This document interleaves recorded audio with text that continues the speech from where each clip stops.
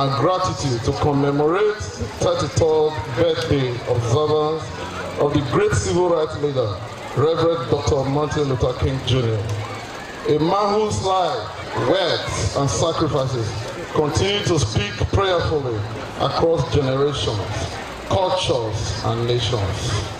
The theme for today's observance is, the time is right to do what is right.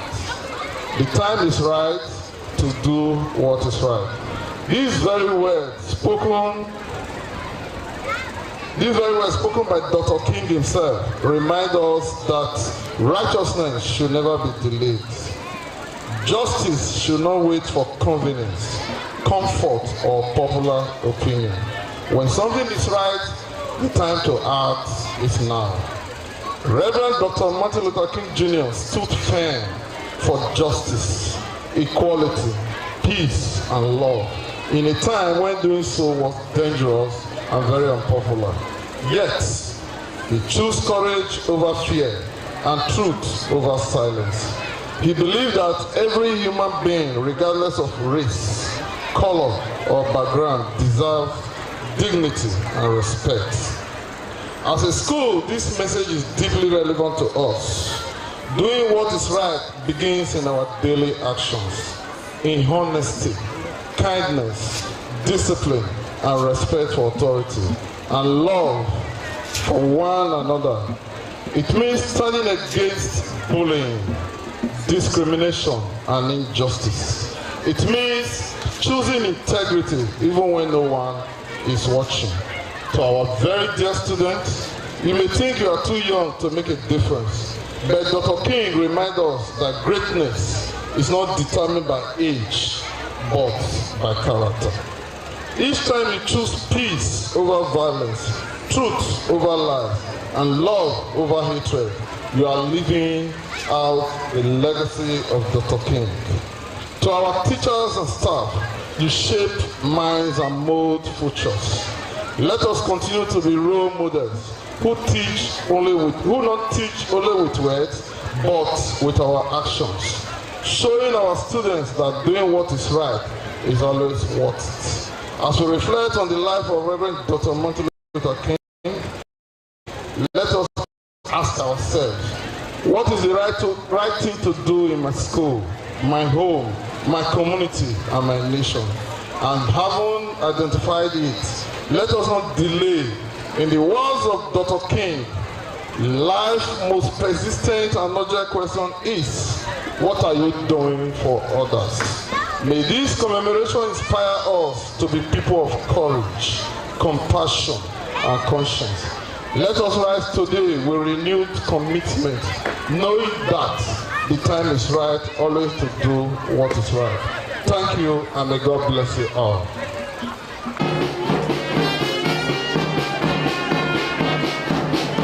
What a beautiful sight to behold.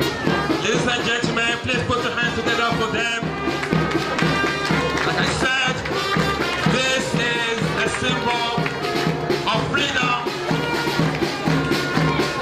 a proclamation of the fact that justice must always reign. That's a salute to the chairman, to our deputy chairman, and to all the distinguished guests on the high table, and to all our esteemed parents.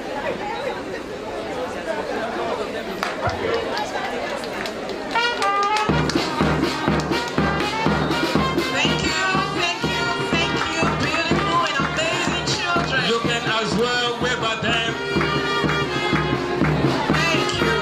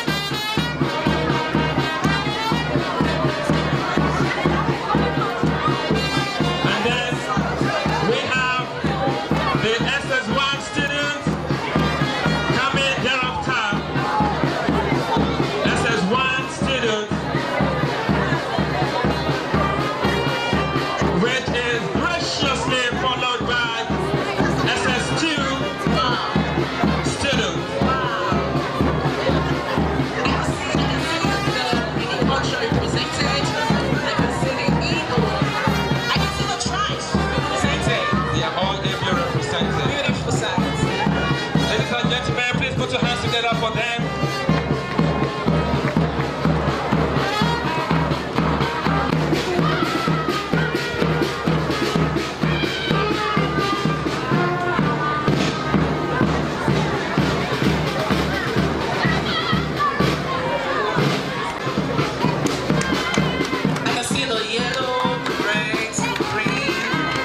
Houses are ably represented.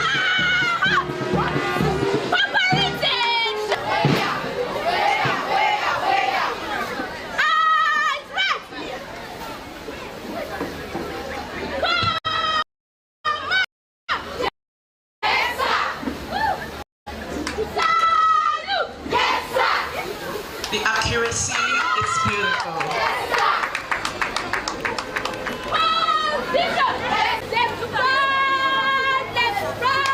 This is beautiful. Oh, wow. Ladies and gentlemen, please put your hands together for them.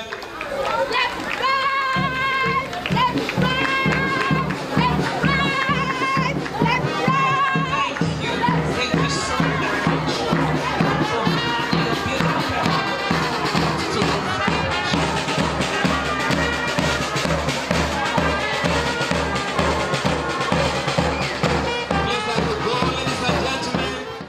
When I was invited to deliver this lecture, I asked the organizers if I could be given freedom to speak my mind on the issue. I was expressly told I could do so. I thank the organizers for the freedom. I want to exercise that freedom offered me now. I can tell you that if they had told me otherwise, I will not be here today. I come from a community, the academic community, that cherishes freedom, and I must address you with academic and lexical freedom. I pray you enjoy my academic delicacy. If you do not, I offer no apologies. It is my style. I must also appreciate a father that I respect for several reasons. That is the Esama of Benin Kingdom. I cannot tell you all the reasons why I respect him in this simple lecture, but I can tell you one major reason. Because he has created jobs for thousands of persons with his investments. And the Benin Education Center is one of such. Let me also use the opportunity to challenge other rich men in Benin Kingdom to do so. Because the more of this we have, the more poverty will be driven out of our society. Lady Cherry Benedion also deserves special thanks. Behind every successful man, there is a woman. May God bless you for your good works. Ladies and gentlemen, let us remember today Dr. Martin Luther King Jr., the apostle of conflict resolution through non-violence. May his soul continue to rest in peace. Let me go straight to the lecture. The topic is the time is always right to do what is right. I consider this topic very important if our society must make significant progress in all areas. Let me say unequivocally that the current generation of youths are disappointing us when it comes to doing what is right. If anything else, we are making progress on the reverse. I wonder where this country is going to. I only pray for these generations and generations to come. Our approach to this lecture will be very simple. First, we shall define what is right and also give examples of what we must do. Then, we should also offer practical suggestions on the way to the promised land. According to Frank Awano Practical Dictionary, right is something done in accordance or conformable to moral law, rightness, equitable, just, correct, true, accurate, and not mistaken. Ladies and gentlemen, and by extension our children here, the lecture affords me the opportunity to discuss with the leaders of tomorrow. The lecture is about you, how you can build your today to be great tomorrow. Your tomorrow starts today. Nations are not built overnight. You cannot succeed overnight. You must plan to succeed. If you fail to plan, then you have planned to fail. Success is about attitude, dedication, and focus. The Bible did not even say you can succeed only by miracle. It says God will bless the works of your hand. I am a practical scholar and a philosopher of reality. Even if you believe in miracles, you must work on your attitude. You cannot reap where you did not sow. I do not know your ambition as children today. However, I do know that you must work towards the realization of that ambition, and that must start today. You cannot intend to be a medical doctor and you are not working hard on science subjects. You cannot intend to be a lawyer without working hard on the relevant subjects. It is quicker, I must repeat, our children, you must listen to this. It is quicker to jump from a story building than using the staircase. But we must know that jumping has hazards. You either die or at best break some parts of your body. I must say that from the information I have gathered about Igbenedion Education Center, the school is known for training children to abide by the high moral values that society requires of them. And I only advise that the institution should continue in this direction. I must also advise our children to take their studies serious.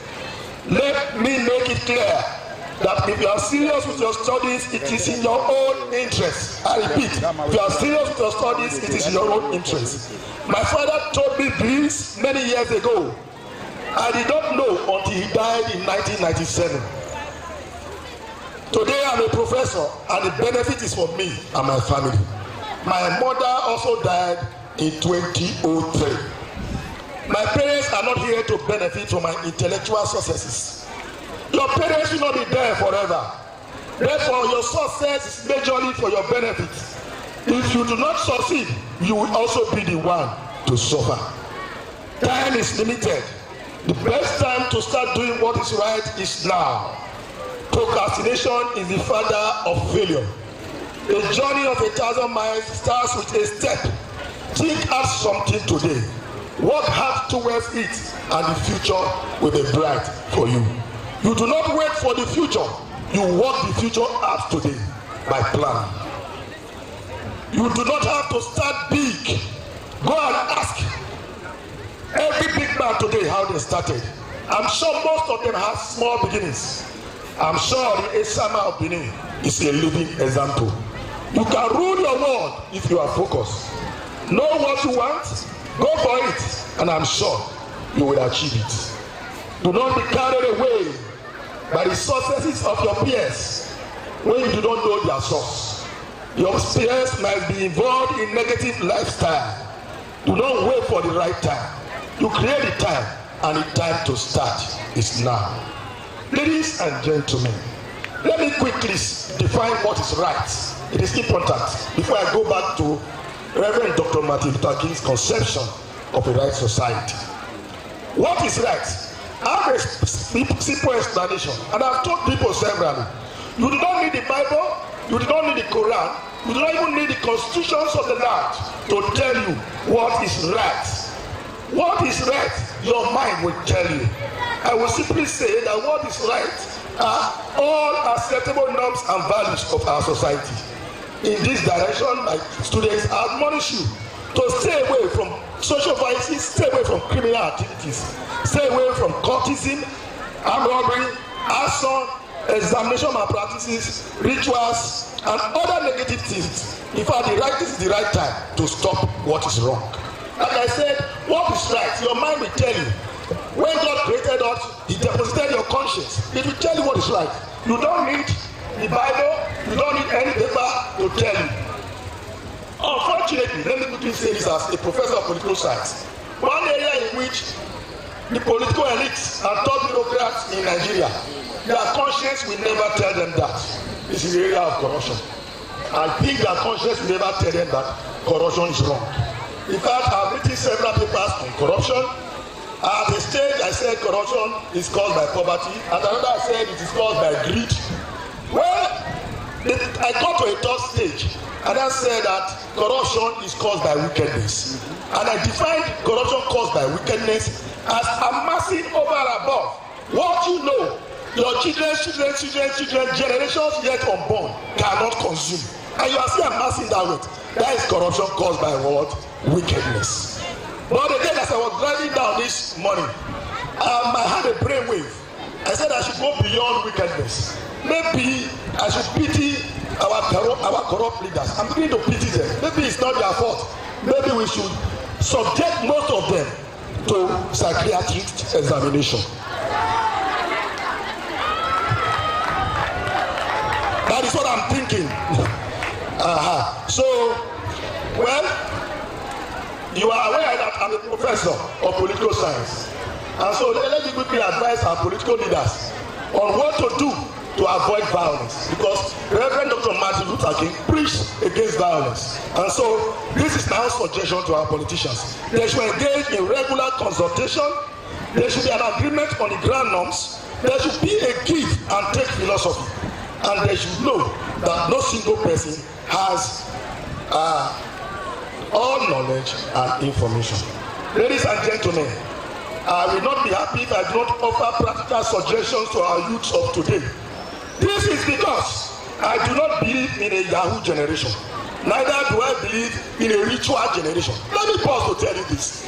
I told one of my friends some few days ago, I said, look, it is a risky thing now. It's a big risk in Nigeria to have children.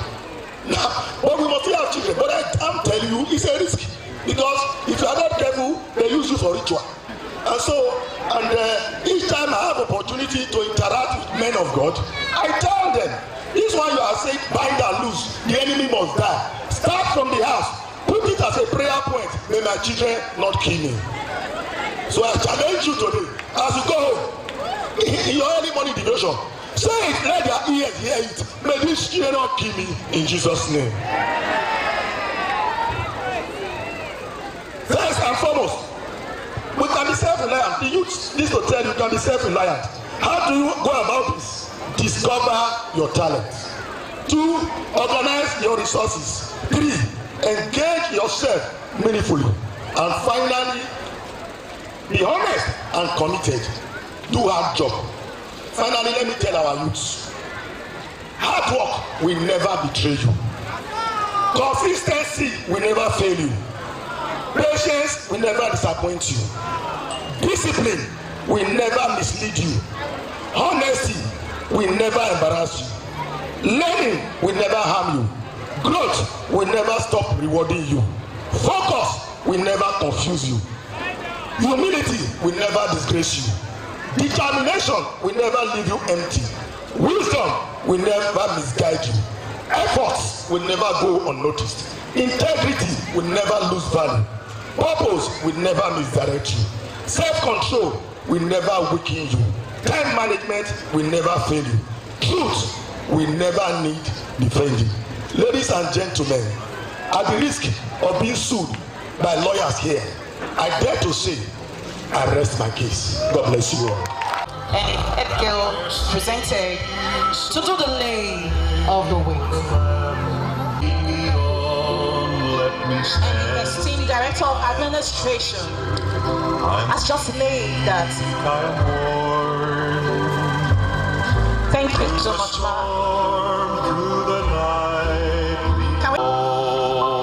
I'd like us to keep clapping for them. Please put your hands together for them. We have been celebrating Martin Luther King in this very square.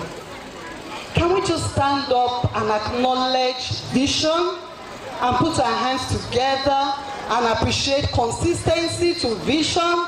Can we stand up and acknowledge this woman, this vision owner? Can we stand up and acknowledge persistence and commitment to vision? Because that is why we are standing here today, doing the right thing at the right time. Can we just put our hands together at once? Our dear Lady Cherry, my mom, we appreciate you. Celebrated for the past 33 years, and it's good that when we engage in any action or any assignment, we have understanding. We stand here today to lay this wreath in observance of Dr. Martin Luther King, being a symbol of the struggle against segregation in the United States of America through the non-violence movement. I want to also use this opportunity to remind us and to make us understand, like all the MC have been doing, that because of this great man, Martin Luther King, because of what he stood for, justice and righteousness, that is why students of Igbenedion Education Center, parents and Nigerian citizens can go boldly to the embassy of the United States of America and we are granted visa. Can we put our hands together to acknowledge that? I would like to welcome everyone to observance of Dr. Martin Luther King Jr.'s Day with the theme, Mission Possible, Building Community, Uniting Nations Through Non-Violence. Dr. Martin Luther King Jr. was assassinated on the 4th of April 1968 at Memphis, United States of America. Why? Because of his civil rights activity. At the time, there was segregation against people of color in America. The purpose of observing of Martin Luther King Jr.'s Day is to celebrate the life and the legacy of a man who brought hope and healing to America, particularly the African American. I trust God today that on account of some of our students here too, we will be celebrating something good. As our speaker has said, that your family will celebrate you as you stand too for what is right. Igbenedion Education Center joined the rest of the world today to commemorate the timeless values he taught us through his example of non-violence, courage, truth, justice, compassion, dignity, humility, and service that is so redently defined in Dr. King's character and empowers his leadership. I believe that these same traits today we can see in the life of our Deputy Chairman, Lady Cherry Igbenedion, and that is why we are here still celebrating Martin Luther King after 33 years. Can we put our hands together? This observance commemorates the universal unconditional love, forgiveness, and non-violence that drove his revelation spirit. Today, African American can live in society free from segregation, walk in freedom, and achieve their personal dream like every other American. This is because one man chose. This is because one man chose. This is because one man chose to be different by leading a non-violent campaign. At the time, it was thought impossible. So if you know that as a person, you yourself one fine day will continue to stand regardless of different opinion around you, you will stand to do the right thing at the right time. Can you put your hands together for yourselves? Thank you. An emblem of freedom to other people around you. You must not allow yourself to be used negatively or to be an agent of injustice. A famous Black American whose love for his people led to the loss of his life 66 years ago. He fought for peace, love, and justice. It's another great year today indeed, where we celebrate excellence and willpower. You can be whatever you want to be. Just believe in yourself. Joining in this great fight are some other great men and women. Those men and women who sacrificed their lives for a better world for humanity. Some of these great personalities were Queen Eden of the great ancient Benin Kingdom, Chief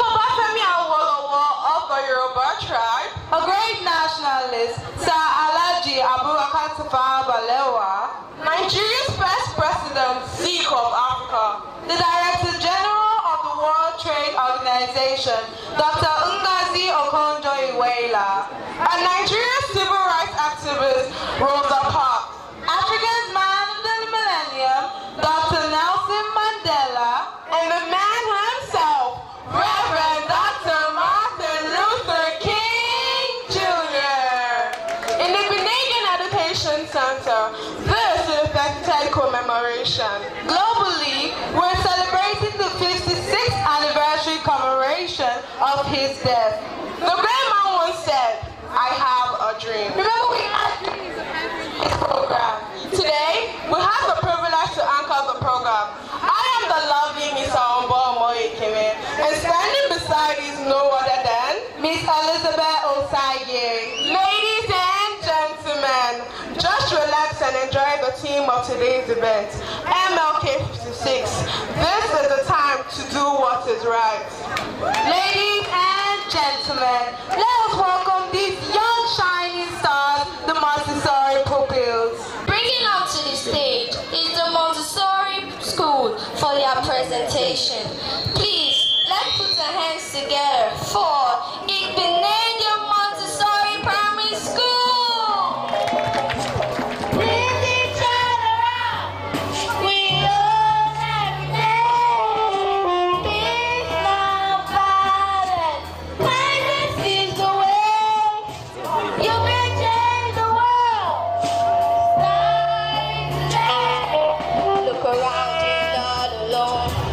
We all need a hand to hold. When we rise, we stand as one. Guess our healing has begun.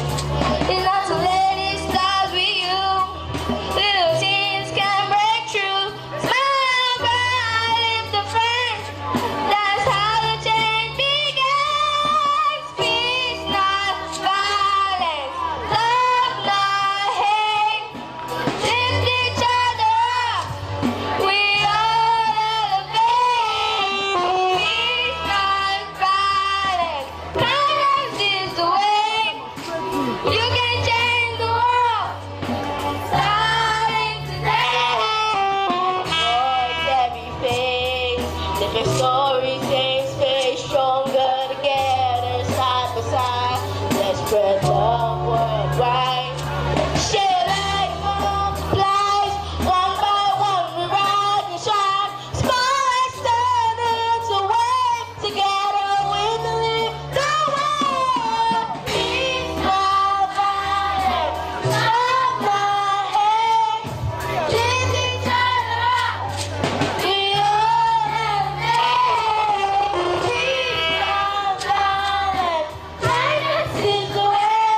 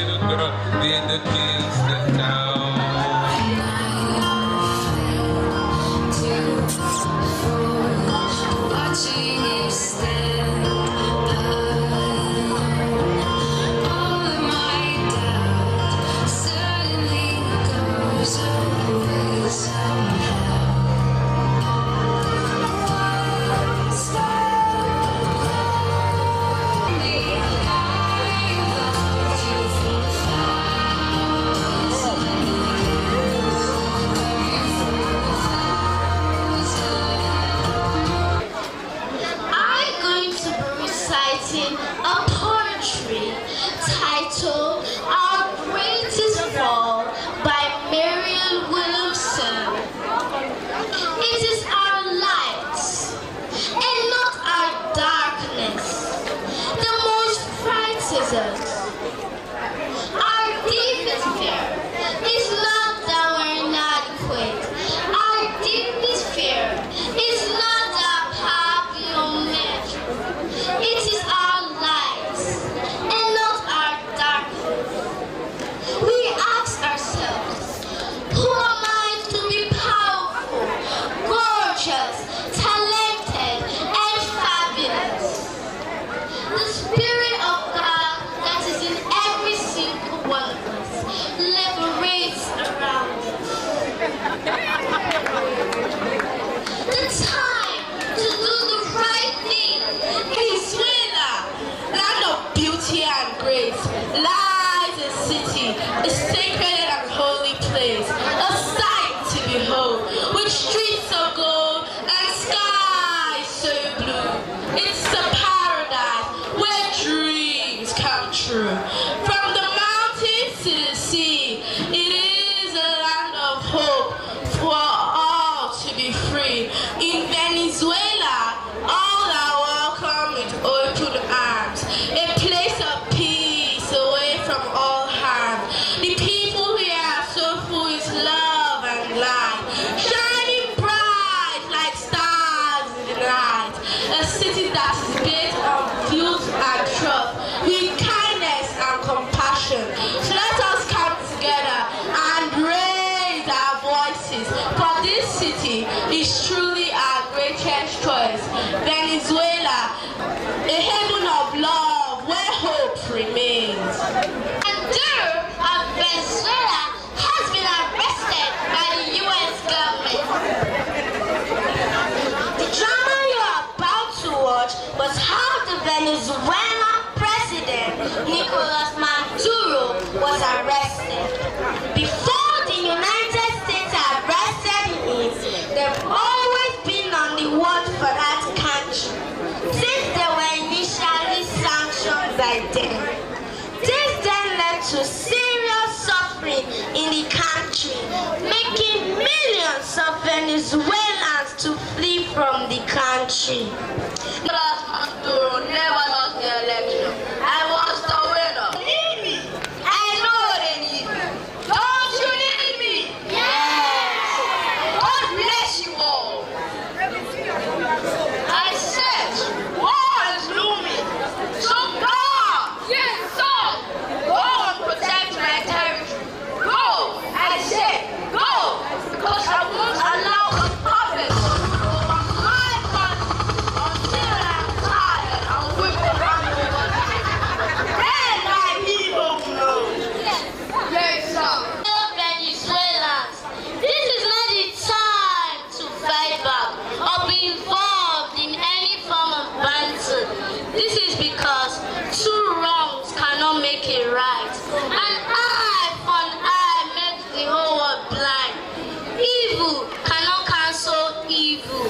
And fighting fire with fire only spreads the flames. My decision not to react is not because I am timid, neither am I a coward. I decided not to be involved in any form of fight or confrontation because my quest for power does not want the blood of any citizen of my beloved country. Let's bear our hatchets and let God fight for us, because this injustice cannot be sustained. Justice must prevail. I say, justice must prevail. Thank you. Did more than he can chew. He has crossed the line already, even while under sanction, and also keeping the American oil company when the head is broken. It's a special buy. Lack of discipline shall bring disaster. When rules are broken, chaos reigns. Go to that capital city and bring me Maduro. And if he tries to resist, set his household on fire.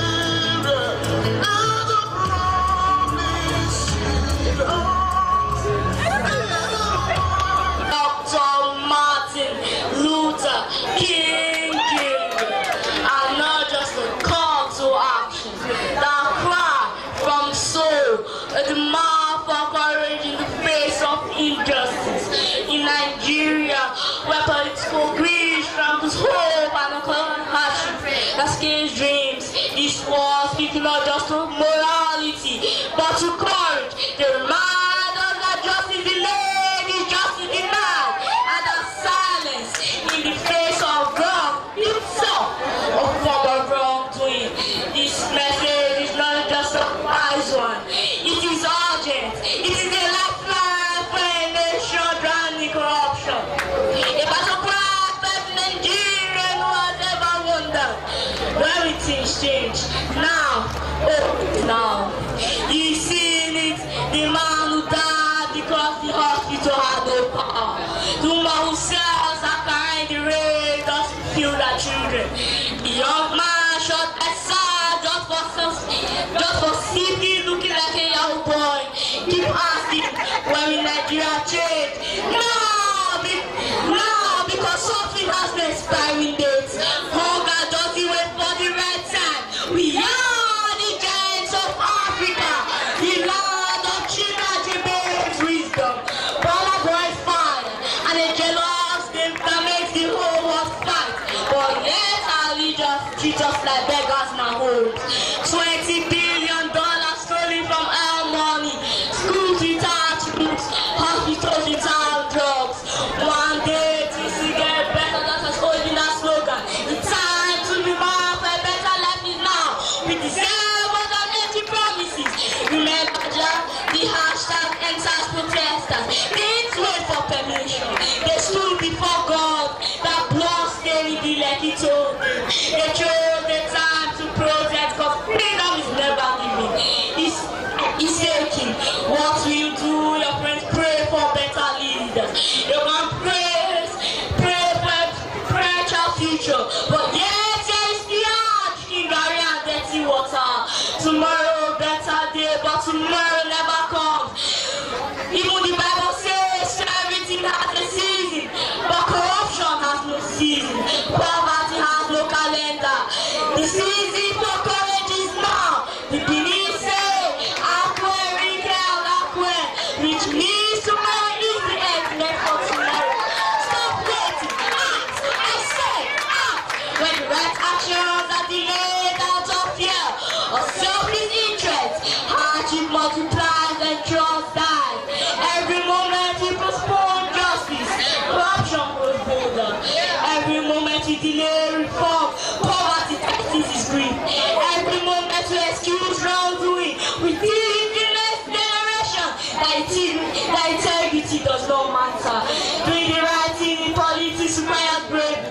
Now that the wrongdoing has become normalized, now is the time, not tomorrow, not after the next election, not when the conditions are convenient.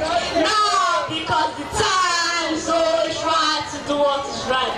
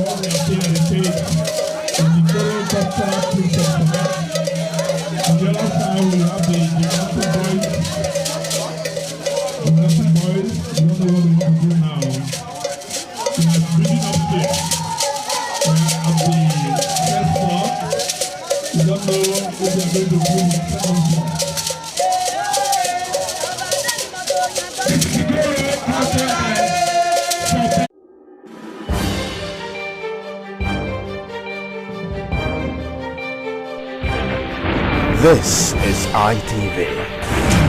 Certainly the best.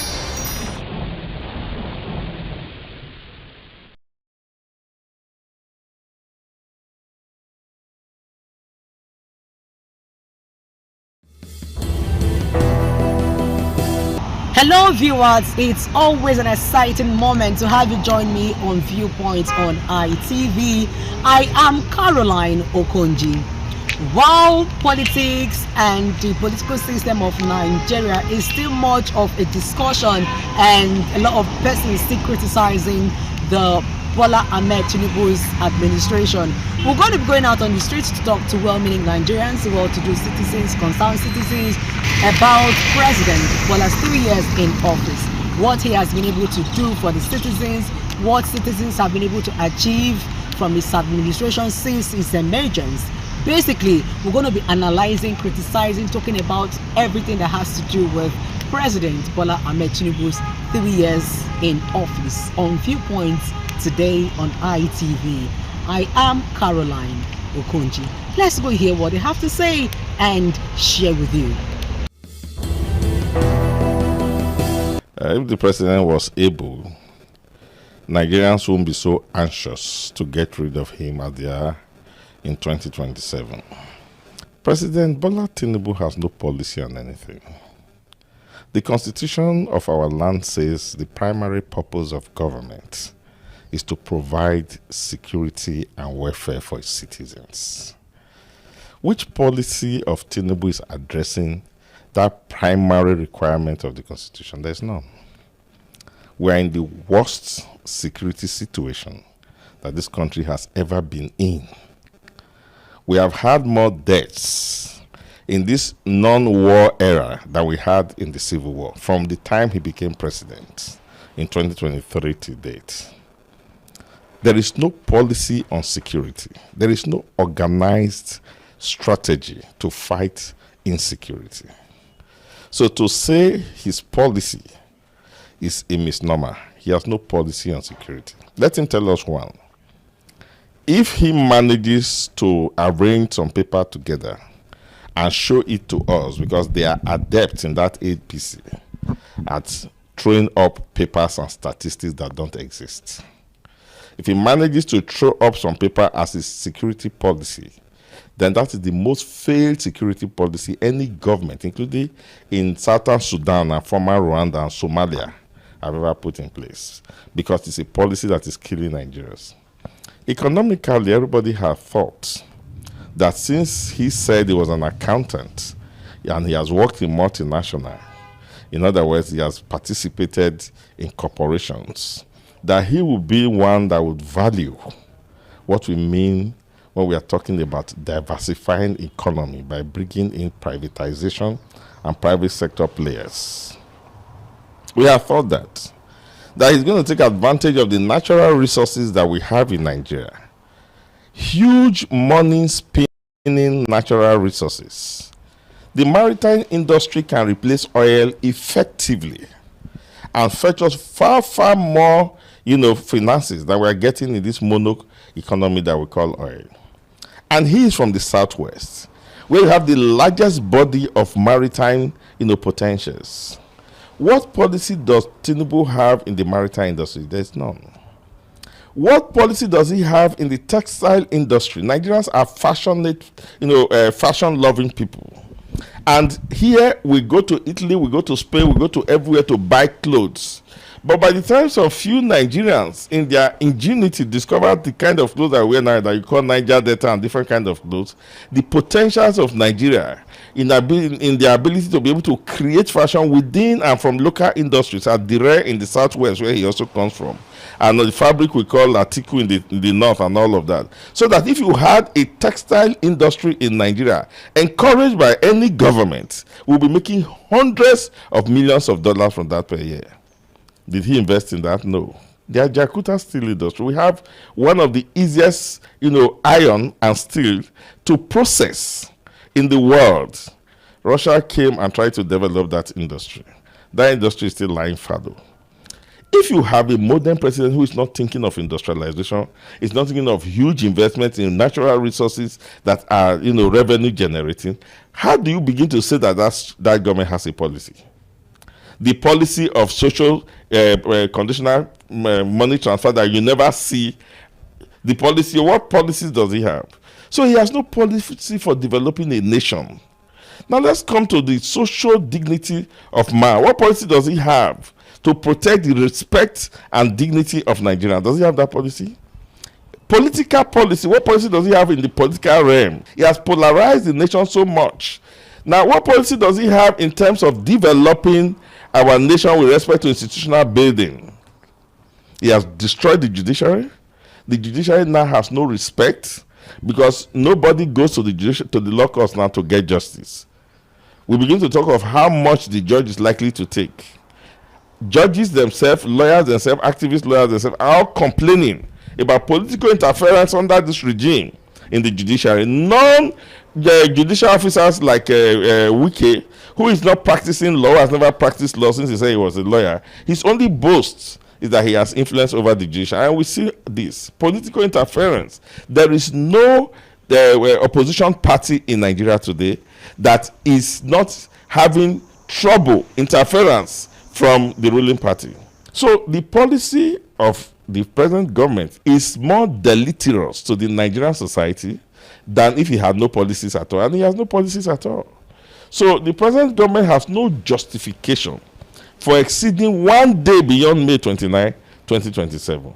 And Nigerians have all seen this. It's affecting the rich, it's affecting the poor, it's affecting businesses, it's affecting multinational corporations, it's affecting local corporations. So why does a government exist?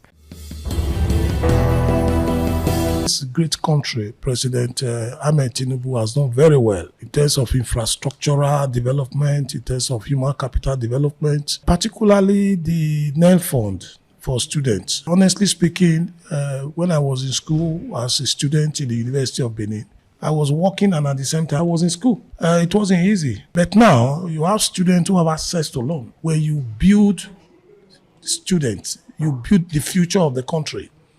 You build the nation. As far as I am concerned, that singular action of Mr. President has transformed the educational sector. And it has also helped our students who are struggling with funds. And we tend to undermine this aspect of achievement of Mr. President. And the opposition try to look at areas that the president probably also need to look into. Oh yes, the issue of security is being tackled. You will agree with me that the issue of security precedes this administration, and the government is doing all it can to also deal with that aspect of issues that we are having. The Lagos-Calabar-Kosa Road, a massive project that is currently being undertaken by the current administration. The government has done so well in terms of infrastructure. Agriculture, the government has also put in a whole lot of funds into that area. Importantly is the fact that allocation to states have tripled. State governments across the 36 states, the allocation to them have tripled, as well as the local government. You can see what is happening in Edo State. Because we have funds. Because the governor of Edo State is doing a whole lot in the state through the China agenda. And you can see the infrastructure that is currently taking place in the state. It is basically because the federal government have ensured that the states get their fair share in terms of revenue allocation and the revenue sharing. And that is what we are seeing currently, even in the state. The development that is taking place across the states, not only in Edo, across the 36 states of the Federation, is as a result of the federal government that have released funds to these states. So also the local government that are also doing their own best. In this state, through the China agenda of the governor and the renewal agenda of the federal government, there is massive development taking place across sectors. Yes, is there room for improvement? Absolutely, there is room for improvement. I won't say that there are areas that the government should look into some areas as well. So a lot of things that the government have not looked into, the government will also look into them. And I very much believe that the issue of development is something that is an ongoing project. So I very much believe that the Tinubu administration is on course to win the next election, the 2027 election. I don't see any reason why the Tinubu administration or the president will not win the election. I don't see any reason at all. The government came in, met a very deplorable economic situation. The government courageously put in some reforms.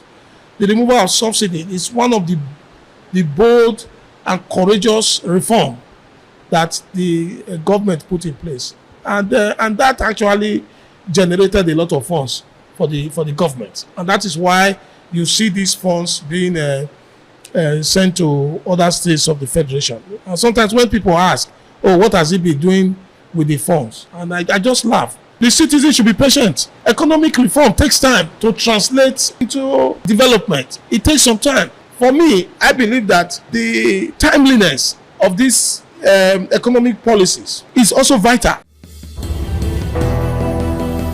For me, only one side had been forfeited or fulfilled. That is increase in revenue. Yes, there is no government that can work without revenue. So he increased the revenue. Revenue going to federal, state, and local government has increased, if not 4 times what it used to be before he came. But what is happening to the revenue? Is it being used for security? I don't know, because I'm not seeing the handwriting or the work. Is it being used for roads? I don't know. I'm not seeing any federal government roads in Edo State. Benin, Lagos, Benin, Port Harcourt, Benin, Sobe, Akure Road, Benin, Onitsha Road. I'm not seeing any job that is commensurate with the amount of money that the federal government is getting. If we talk of security, I think it's deteriorating day in, day out. And for me, this is very simple to do. There were vigilantes at the local level, at the community level, before this government came in. What they do was to cancel them, take the guns from them, and if they reconstitute, we are not seeing it. I'm from Ovia. I have not gone to farm for the past 6 weeks because my own village is now the target where people are being kidnapped, ransom collected, some are killed. If you even carried any of the kidnappers to the police, the following day you see the same person in your village. So, for me, security is zero. As far as federal government is concerned, road activities is zero. Even the electricity that he promised that if he does not give us electricity, we should not vote for him. That is what he told us. Are we having light? Let us be frank to ourselves. So he needs to tell us why he thought that electricity will be my first priority and I'm going to give it to the people. It is time for him to explain to us why. Nigerians will always listen. That is why Bibi said all the names that Nigerians call him. He decided to pick the one evil genius. How can somebody be an evil and also be a genius? You understand? And the same Bibi said, if you ask Nigerians one question, you have 100 answers, and the 100 are correct. See, it was the football that time when they asked one American journalist when he got back to America, I said, what will you remember Nigeria for? I said 2 things. First, they are suffering and smiling. The second one, when they say NEPA, there is no light, and it is not always regular. You see how he described us. We are people that takes risk in terms of let's manage, tomorrow will be good. But the government is not helping us. So for me, I have not seen what Mr. President has done for the past 3 years to warrant him to recontest. The Bola Ahmed Tinubu administration came into power on the 29th of May 3 years ago. That administration came in, and the very first thing he did was to remove subsidy from petroleum products, particularly fuel, PMS. That was it was a shock to all Nigerians, and it resulted in a chain reaction. It resulted in the fact that prices of food petrol went up, and transportation goes with fuel, and so prices of goods and services skyrocketed. This ended up not giving Mr. President a honeymoon which a newly elected president should get. It was courageous anyway, I must say, because other administrations have been kicking the can forwards, trying to refuse to face that difficult decision. He took that difficult decision, and I must give him credit for that. But the thing was that it was a planless decision because he did not sit down to find out what will be the result of that action. He also harmonized the foreign exchange into a single exchange, and it also caused hardship to the country. The removal of fuel subsidy and the harmonization of the foreign exchange to one single foreign exchange also caused hardship to the country and the citizens. And so we also see that Mr. President has been going on a borrowing spree. He seems to, at any opportunity, just go ahead and borrow, which is digging Nigeria into the debt pits, which ought not to be. His mantra seems to be borrow, borrow, borrow. I urge Mr. President right now to put his feet on the brakes on borrowing, because he must understand that borrowing also ends up in payment.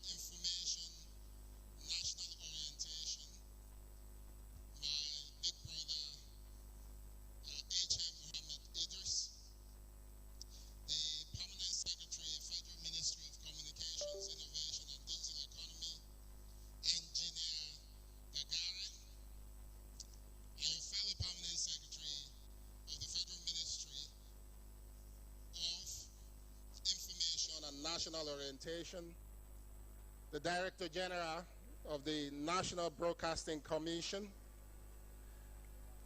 and of course my own Director General and Chief Executive Officer of the Nigerian Communications Satellite Limited, distinguished members of the National Assemblies here today, heads of government agencies and parastatals, some of our development partners here today, captains of industry, members of the media, distinguished ladies and gentlemen, welcome once again to this very special occasion.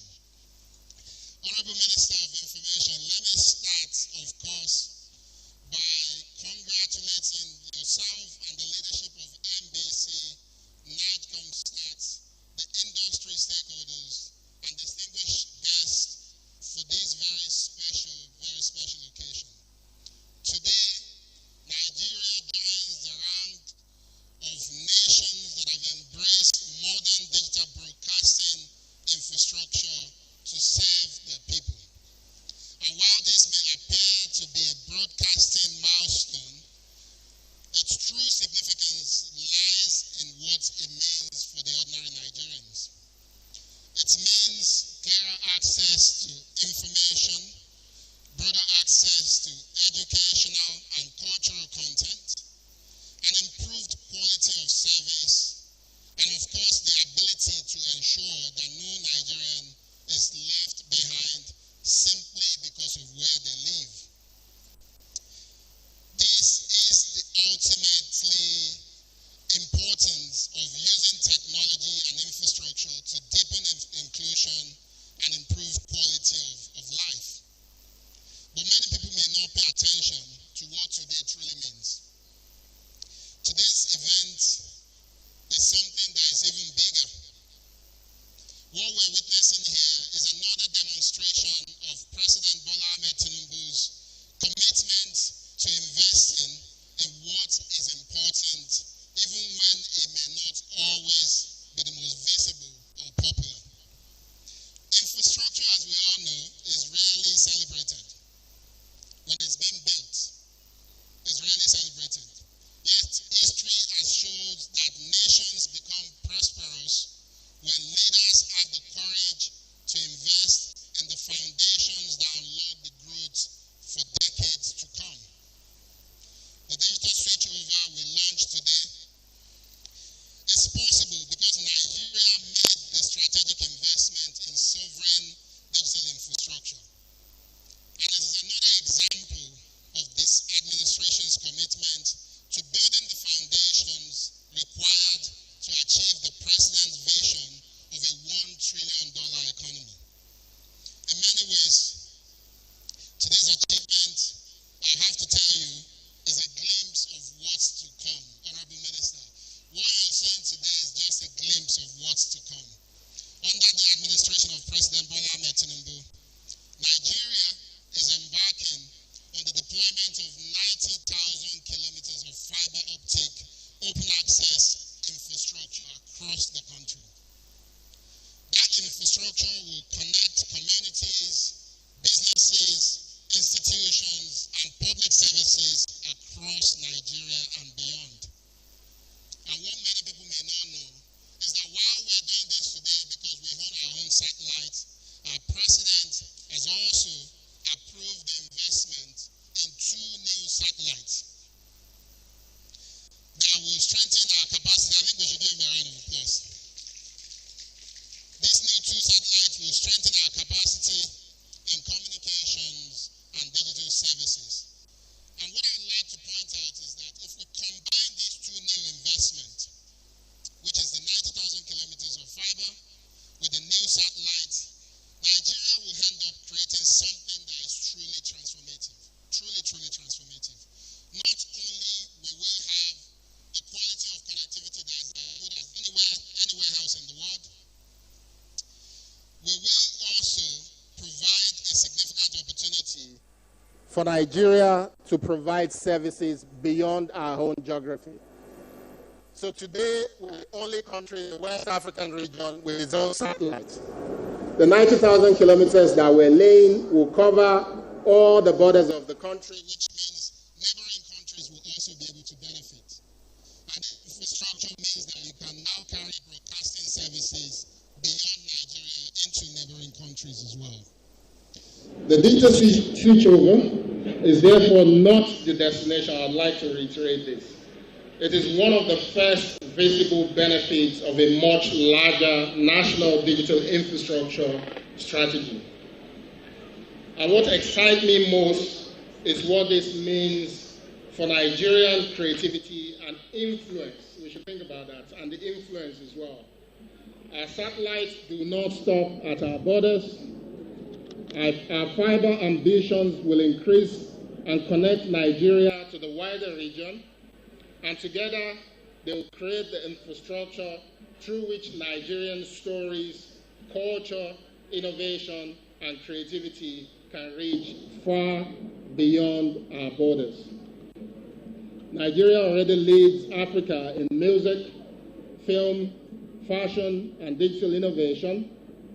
As this infrastructure expands, it gives our broadcasters, our content creators, our producers, and our entrepreneurs unprecedented opportunities to reach audiences across West Africa and beyond. And as we know, infrastructure does not merely move signals. It amplifies culture, ideas, and influence. Therefore, it's a reminder that the future will belong to society that invests early and consistently in digital infrastructure. Whether it is broadcasting infrastructure, or artificial intelligence, or education, healthcare, financial services, or even government services-based infrastructure, every major opportunity of the future will depend on the strength of the digital foundations that we build today. This is why today's launch matters, and every one of us should care about it. It's a reminder that every kilometer of fiber that we deploy, that every satellite that we launch, that every digital platform that we build brings us closer to a more connected, more inclusive, and more prosperous Nigeria. So once again, let me congratulate the Honorable Minister of Information and the National Broadcasting Commission, and also NICOMSAT, and all the stakeholders, including in particular NCC, for this important milestone. I look forward to the even greater possibilities that lie ahead of us. God continue to bless the Federal Republic of Nigeria. Thank you. Thank you very much. Please, a resounding round of applause for the Honorable Minister of Communication, Innovation and Digital Economy. Thank you very much. Permit me to recognize the presence of the representative from the National Civil Defense Corps, ACG Benito Eze, MNI. Please, a round of applause for him. Thank you very much for coming. We also have with us the representative of the Chairman, CEO, National Salaries, Incomes and Wages Commission here with us, Mr. Ernest Paul, is representing the chairman. Please, a round of applause for him. Thank you very much. We also have with us the Acting Director, Communications Satellites Defense Space Administration, representing the Chief of Defense Space Administration, Brigadier General AJ Ahmed is here with us. Please, a round of applause for him. Thank you for coming. In a program such as this, introductions is a continuum. Permit me to recognize the presence of the National Public Relations Officer of the Nigerian Customs Service, Deputy Controller Abdullahi Aliu Miwada. Please, a round of applause for you. Thank you for coming. Also permits me to recognize the presence of Engineer Ahmed Rufai, Pioneer MD of the Nigerian Communications Satellite Limited. You're welcome, sir. We also recognize the presence of the Advertisers Association of Nigeria, ably led by the President. You're welcome. Thank you very much. So we'll move to the next item on the agenda, which is a welcome address to be delivered by the Director General of the National Broadcasting Commission, Mr. Charles Ebuebo. Please, a round of applause for him. I'm saving myself from a lawsuit. Thank you. Your Excellency, the Deputy Speaker of the House of Representatives, Right Honorable Benjamin Okezie-Kalu, Your Excellency, the Honorable Minister of Information and National Orientation, Alhaji Mohammed Idris, Your Excellency, the Honorable Minister of Communications, Innovation and Digital Economy, Dr. Bosun Tijani, distinguished members of the National Assembly, PAMSEC here present, the heads of agency, the Managing Director and Chief Executive Officer of NICOMSAT, Ms. Jane Egerton, Chief Executive of Government Agencies, Development Partners, Captains of Industries, leaders of the broadcasting, telecoms and creative industries, our esteemed technical partners, distinguished broadcasters, members of the press, ladies and gentlemen, good morning. There are moments in the life of a nation that transcend policy, moments that redefine possibilities, moments that remind us that the future is not something we inherit, but something we deliberately build. Today is one of those moments. Today, we're not merely launching a digital broadcasting platform. We are launching a new national communications architecture. We're opening a new chapter in Nigeria's digital transformation, and above all, we're unveiling the big picture. The big picture is far greater than technology. It is a national vision. A vision of a Nigeria where every citizen, irrespective of geography, income, social status, enjoys equal access to high-definition television, trusted information, educational opportunities, cultural expression, and limitless digital possibilities. Today, history is not waiting for us. History is being written by us. Permit me, therefore, on behalf of the National Broadcasting Commission, to warmly welcome every distinguished guest here present today. Your presence is a powerful affirmation that the future of broadcasting cannot be built by government alone. It requires the collective vision of policymakers, regulators, innovators, investors, broadcasters, manufacturers, content creators, technology partners, and ultimately the Nigerian people. For your unwavering support and belief in this national journey, I thank you. When we speak about the big picture, we're speaking about much more than clearer pictures. We're speaking about clearer possibilities. The big picture represents our collective ambition to demonstrate access to information, to unlock new opportunities for Nigerian content creators, to stimulate investment across the broadcasting value chain, to empower local manufacturers, to strengthen media plurality, to expand customer choice, to improve spectrum efficiency, and ultimately to position Nigeria as Africa's leading digital broadcast system. That is the future we begin to unlock today. Our gratitude therefore goes to His Excellency, President Bola Ahmed Tinubu, GCFRO, whose renewed hope agenda continues to inspire transformative reforms across the country. We're profoundly grateful also to the Minister of Information and National Orientation, whose steadfast leadership, unwavering commitment, and strategic guidance has provided the momentum that has brought us to this defining day. We equally acknowledge the exceptional partnership of the Honorable Minister of Communications, Innovation and Digital Economy, whose ministry has demonstrated that collaboration across government institutions is essential for national digital transformation. To our partners at NAJCOMSAT, our technical collaborators, our development partners, broadcasters, manufacturers, investors, and every institution that believed in this journey, today's success belongs to all of you. And indeed, I want to thank everyone, whether known or unknown behind the scene, everyone whose ideas, leadership, focus, technical input, everyone, the whole team who have put this here today. We cannot but be grateful for your contribution.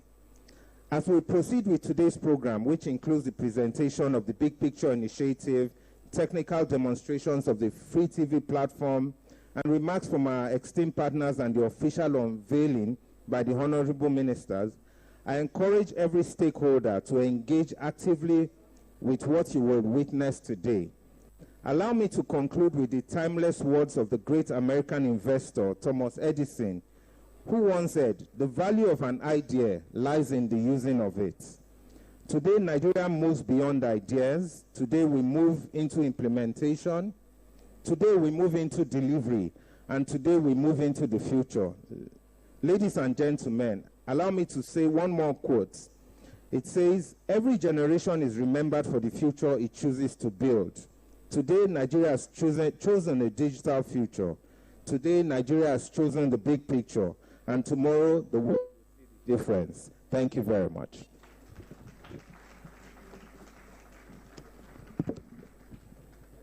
Thank you very much, sir.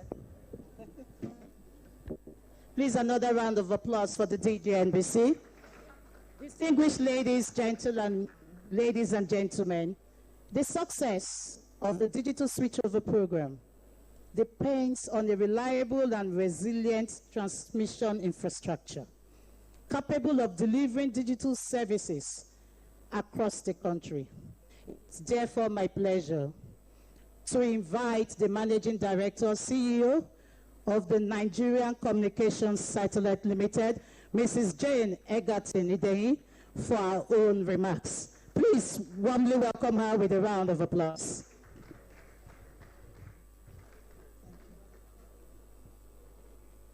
Your Excellency, sir, the Deputy Speaker of the House of Rep, Benjamin Kalu. Thank you so much, sir. It's an honor to have you. Dalorin, thank you so much, sir. The Honorable Minister of Information, Alhaji Mohammed Idris, sir, good morning again. Thank you so much. You have been a fatherly figure in the entire project. My own boss, the Honorable Minister of Communication, Innovation and Digital Economy. I think that's the true infrastructure genius for Nigeria. Sir, we are very grateful. Your support has led us here. Your vision has given us the continuity we need. I also want to acknowledge the PAMSEC, Communication, Innovation and Digital Economy. Thank you, sir. PAMSEC for information. Thank you so much, man. You have been very committed to the cause. I want to acknowledge my fellow DG, the DG for NTA, my prime customer, the DG for VON, NOA. I really want to acknowledge all the DGs, the Executive Secretary, the Chairman for BON, all our stakeholders, our partners. I must not forget at the end of the day, there's a key partner that we've not mentioned, NCC. So I want to acknowledge the EVC NCC, who's also represented here by his commissioner. One of the things I remember, one of the things I remember as a young girl, 6-year-old girl, staying with my parents is the bonding time we always had. And that bonding time is 9 o'clock every day, gathered around the TV, watching NTA. I don't think this story is only my story.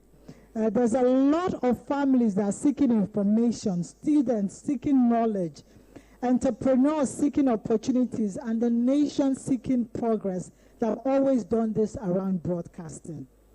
So if we imagine a Nigeria where every citizen, regardless of the location, has access to information, education, entertainment, opportunity, that is what we are trying to do here today. Today we make another significant step towards making this vision a reality. We want to deliver the Nigerian promise. We want to deliver the renewed hope agenda. That is why we are gathered. Because with this switch, we call it the digital switchover. It's actually the switchover from analog TV to broadcast TV. With this switch, it's not merely a broadcasting upgrade. For us and for many of the people gathered here, it's a nation-building initiative. It's a strategic investment into Nigeria's infrastructure, like the minister has said. It's beyond the 600 million naira opportunity we say that it brings. It's beyond the broadcast we will deliver to over 40 million homes. It is beyond the jobs we will create for the advertisement sector, for the wider Nigerian ecosystem. It is a case, most importantly, of steps that we are taking towards creating a more informed, connected, inclusive, and empowered society. For decades, the analog broadcasting has actually served our nation well. It has connected families, it has informed citizens, it has entertained generations, but the demands of the digital age requires much more. The world is changing, technology is changing, consumer expectations are also changing, and Nigeria must continue to evolve alongside the rest of the world. And today we are making that transition. We are moving to possibilities, from analog to digital, from scarcity to abundance, from a restricted access to expanded opportunities. That is what the digital switchover will deliver. This switchover will create opportunities beyond television. It will create opportunities beyond local content creators. It will create opportunities beyond broadcasters. It will create opportunities beyond technology providers. It will create opportunities beyond investors. It will create opportunity for young Nigerians whose creativity and innovation deserves a larger platform. Ladies and gentlemen, we must remember that this initiative is not simply about technology. Yes, technology is valuable when it improves life. Technology is also meaningful when it creates opportunity. Technology is transformative when it reaches everyone. And that is why NIGECOMSAT is proud to be the technology partner for this project. The role of NIGECOMSAT is really significant in this project. NIGECOMSAT, now I have to toot my horn, is Nigeria's premier satellite communication company. And our mission actually extends beyond providing connectivity. Our mission is to ensure that geography does not determine opportunity. Our mission is to ensure that communities in remote locations are not excluded from the entire digital economy and national development. Our mission is to ensure that every Nigerian can participate in the digital economy regardless of where they live. So through our satellite infrastructure, we are consistently working to bridge connectivity gaps, support critical national projects, and enable access to services where traditional terrestrial infrastructure may not easily reach. Today, we stand at the intersection of broadcasting, technology, and national development. We are witnessing a switch in transmission. We are witnessing a transformation possibility. The launch of the digital switchover represents a future where a student in a rural community can access educational content more effectively. A local filmmaker can reach a wider audience. A broadcaster can deliver high-quality services. And a family, just like I said in the beginning, can enjoy richer viewing experience. Then finally, a nation can move closer to achieving its digital transformative goals. This moment reminds us that progress is never achieved by one institution alone. It took a village to get this. I know yesterday we were in a session. It really took a village. It required collaboration, partnership, vision, leadership, and it requires, just like the Minister of Information has said yesterday, a shared commitment to building a future that will not benefit just one person, one stakeholder, but a future that will benefit every Nigerian. I therefore really want to commend, the Honorable Minister of Communication has said it so well. It is not an easy feat to do this, but to even commit and go ahead and start the implementation of 2 new satellites. So we really want to commend the President, His Excellency, Bola Ahmed Tinubu. It took leadership to take this journey. I think we can say in West Africa we have led the way, and his vision has helped us lead the way. I really want to commend, yes, thank you very much, you can clap. It's true to have that vision, but the actual delivery of the vision would have been possible without the ministers that are here present. The Honorable Minister for Information and the Honorable Minister for Communication. Their drive has actually determined the fact that, or that has actually helped deliver what we are doing today. I also want to acknowledge stakeholders that brought us here.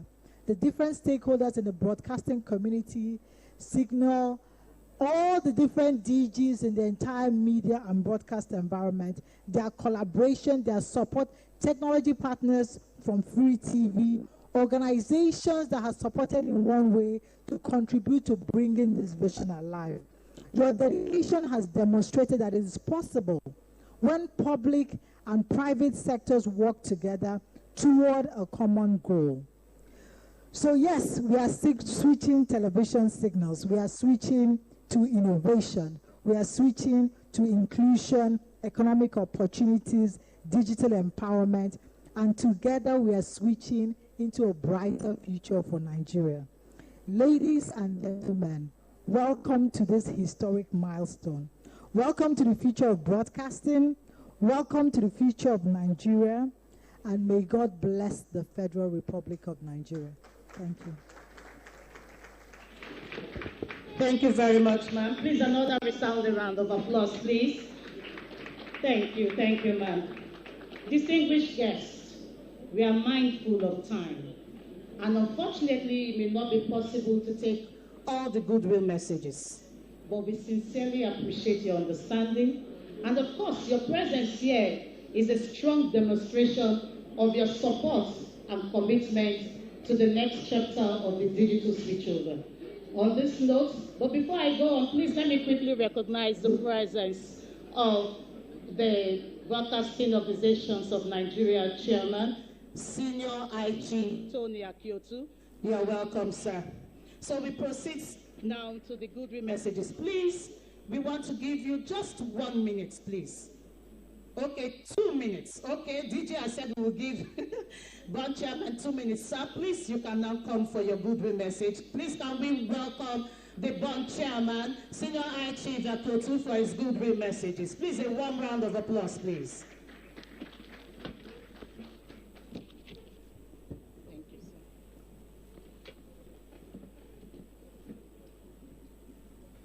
The Honorable Minister of Information and National Orientation, Honorable Minister of Communications, the Director General, National Broadcasting Commission, Managing Director, NICOMSAT.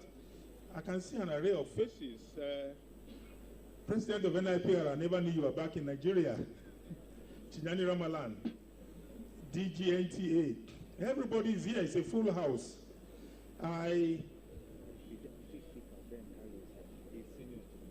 Yes.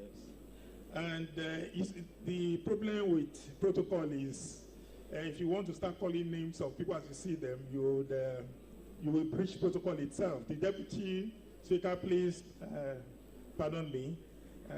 I just saw your handsome face. So let me, as we say in Nigeria, let me rest on existing protocol. For us in the broadcasting organizations of Nigeria, this is a milestone. We have been on this journey for a little over 15 years. And you know, the beauty of being a Nigerian is that anywhere we go to in the world, we hold our head high. We walk proudly and we speak proudly. And that explains perhaps why some of our African peers and brothers are jealous of the average Nigerian, because they believe that Nigerians are proud people.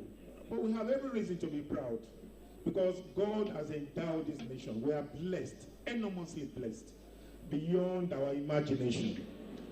And for us who have been in broadcasting, we have been worried, we have been not proud of the event we are having today, the fact that it has taken us so long to get to where we are today. So many African countries have transited from analog to digital broadcasting. And this is an industry that a lot of people have invested billions of naira in terms of infrastructure and technology. And we believe that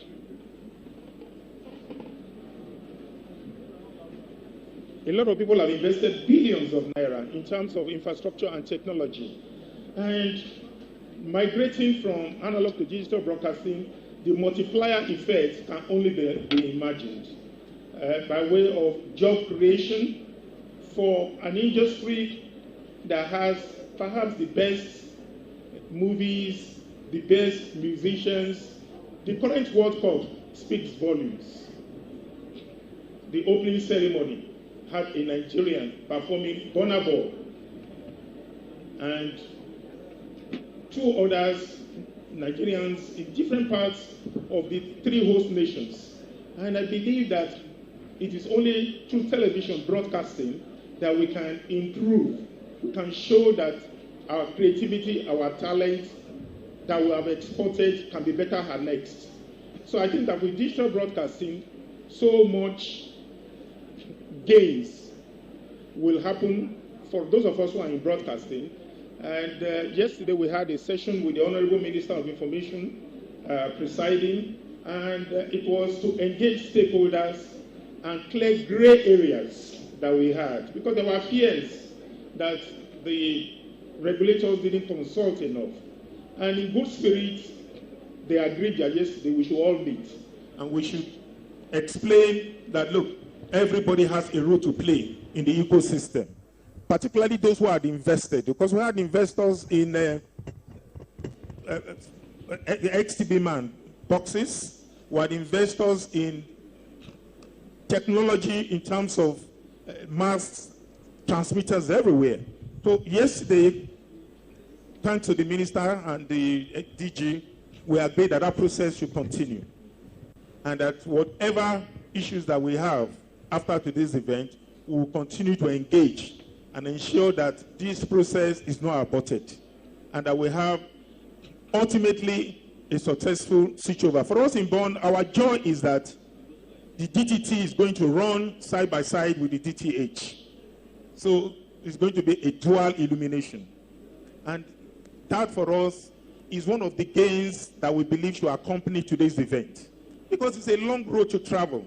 And we can only work as fast as we both engage ourselves in terms of mutual collaboration and ensuring that we have a successful switchover that will be a win-win for all of us in the industry.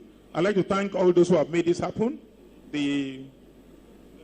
particularly the Honorable Minister of Information and Technology, and Information and National Orientation. And we'd like to assure you that with us in Bonn, you have a partner as long as there is mutual trust, and the National Broadcasting Commission itself engages us in line with the resolutions of yesterday to take it one after the other and have a completely successful digital migration. Thank you very much.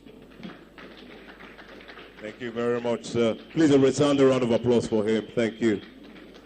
Very distinguished ladies and gentlemen, in an event such as this, we have to alter some things so that we can move in the speed of light. I've received my directives and I will follow such. Coming up next for just 1 minute is the President and Chairman of Council of the Nigerian Institute of Public Relations, Dr. Ike Neliaku, FNIPRO. Please a round of applause for him as he comes for his goodwill message. The protocol has been established, so you can align that. Your Excellencies, led by the Deputy Speaker, who is speaking well, doing well, looking well, culturing well, we appreciate you for being with us. Honorable Minister of Information, today is a very historic day. I had the opportunity of working in Ministry of Information, and I know when this project started, and I know how it was resisted. But in your time, you have made it come to pass. I think we should appreciate the Minister of Information. He's a professional, and he knows how to manage issues. And that's why the Chairman Bonn was able to reach an understanding with them. Thank you very much. I have 1 minute. My 1 minute is up. Thank you. God bless you.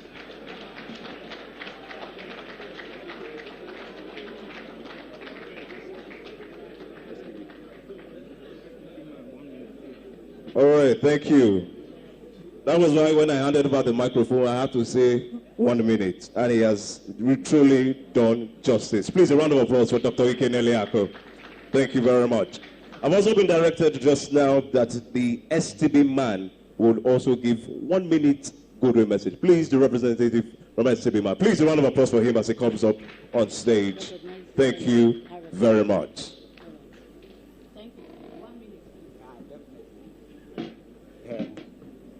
All protocol are observed, Your Excellencies. I have nothing to say here much than to say we in the setup manufacturing sector are very, very, very happy, and we are ready to give you enough box that will cover the country. Anytime you need us, call on us. Thank you. Please, a round of applause for him. I believe all my guests today, they are just hitting the timeline. Please, a round of applause once again for him. Thank you very much. Permit me to recognize the presence of the Executive Vice Chairman, the CEO of Nigerian Communications Commission, who is represented by his Commissioner, Mr. Sunday Abraham. Thank you for joining us. We also have the APC Deputy National Organizing Secretary here with us, Mr. Emeka Okafor. Please, a round of applause for him. Thank you very much for coming. Very distinguished ladies and gentlemen, if you hear from my voice, you understand that I am a man under pressure and we need to leave here with immediate alacrity. With that said, very distinguished ladies and gentlemen, we invite the Honorable Minister of Information and National Orientation, who will give us his address, and after his address, we will have our special guest of honor, give us his remark, and then we proceed on the launch. This is the new directive, and we'll follow suit. Please put your hands together for Mohammed Idris of the Nigerian Institute of Public Relations. Thank you very much, the Masters of Ceremony. The Deputy Speaker, House of Representatives, thank you for coming. For those of you who don't know, the Deputy Speaker is a friend of the industry. Even though he worked all through the night with his colleagues at the National Assembly on a very significant national assignment, he still said he will be here today, and he made it to this place. Thank you, Your Excellency, for finding time to be in our midst. My brother, the Honorable Minister of Communications, thank you for everything that you have done. I wonder how this will have been achieved without your leadership. I remember 2 years ago, in a small meeting, an informal meeting we had at the presidential villa, we told ourselves that we will make sure that in our time, DSO happens in this country. Thank you for keeping to that faith, for making sure that all the agencies under you, especially NICOMSA, this lady is really a workhorse. I don't know how you fish her out, but she has really worked hard to make sure that we have seen today. The DG MBC, I hope you don't mind all the flogging and all the bashing and the shouting in the last 1 year. Make sure this is delivered. If you don't deliver it, you know the rest. I'm happy today. We have seen this happen. I won't flog you again. After today, because each time he came to me, I was always frowning my face. But from today, I will smile. Because the idea is that we need to deliver this, and we are happy that we are at this point. The Chairman Bond, I want to say that as a very critical stakeholder in this journey, you have really worked hard to make sure that this has happened. He became chairman of Bond only about 3 or 4 months ago. And since that time, he took on this assignment. Every time he would call me, he would send a message. His colleagues will mumble and rumble and complain, and he will call me. I'm under pressure. What do we do? So we kept talking to ourselves. Yesterday, we had a 4-hour meeting, and all the gray areas were resolved. It is not possible to say that we have a perfect situation, but I'm happy that what we have done today represents the spirit, the vision that President Bola Tinubu has given us. And what this tells me is that Nigeria is indeed a great nation. We can make the impossible happen, and today is a great day for all of us. My permanent secretary, the permanent secretary of Ministry of Communication, all the heads of agencies here, everyone, my stakeholders, the STB man people, everybody, thank you for coming. Thank you for making today happen. We are really, indeed, very grateful. This microphone, I worked 2 years to get this one. It's not this microphone that will stop me. So even if the microphone refuses to work, I will not stop talking. I will still continue to talk. Today marks a significant, I will continue to hold it with the hope that the sound comes up. Today marks a significant milestone in the history of broadcasting in Nigeria. After years of planning, investment, stakeholder engagement, and perseverance, we have gathered here today to take a major step in the modernization of the broadcasting industry by launching the digital switch over platform. I am indeed delighted to welcome all partners, industry leaders, broadcasters, content creators, manufacturers, regulators, and members of the public to this historic occasion. This one too is complaining, but I will keep moving.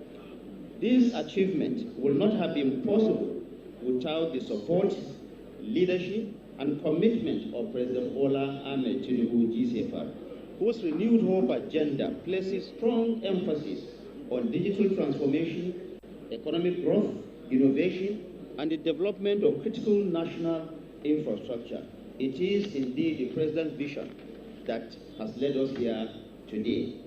From the outset, President Bola Ahmed Tinubu has demonstrated a clear commitment to building a modern communications ecosystem capable of supporting national development, creating jobs, empowering local industries, and expanding opportunities for Nigerian businesses and creative talents.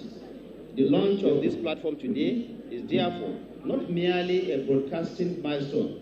It is part of a broader, more connected, more competitive, and more prosperous Nigeria. Under the leadership of President Bola Ahmed Tinubu, the federal government has provided the necessary support, policy direction, and resources to advance this important national project. This administration recognizes that broadcasting remains a strategic sector for information dissemination, education, national cohesion, cultural promotion, and economic development. The digital switchover project is therefore not simply a technological transition, it is an investment in Nigeria's future.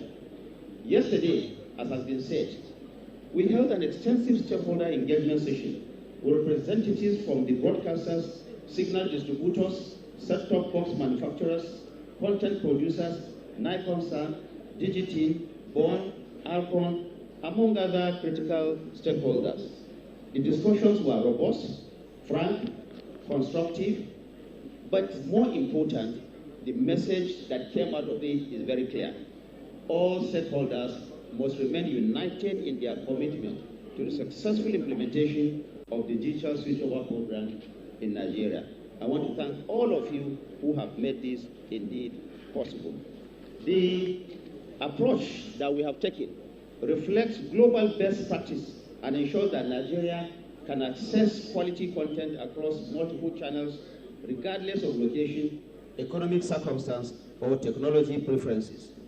The goal is simple: to make quality broadcasting available to more Nigerians than ever before.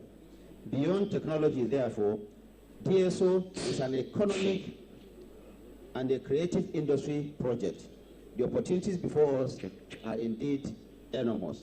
A fully implemented DSO ecosystem will create jobs, will stimulate local manufacturing, will expand audience reach, will strengthen content production, increase advertising opportunities, and unlock new revenue streams for broadcasters and content creators. This is why the federal government has directed the National Broadcasting Commission and the Advertising Regulatory Council of Nigeria to continue to develop a sustainable business framework to strengthen audience measurement system, increase advertising revenue, and support the long-term viability of this project. The DSO belongs to all of us.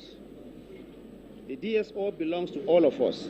Its success will depend on continued cooperation among government regulators, industry players, investors, content creators, manufacturers, and consumers.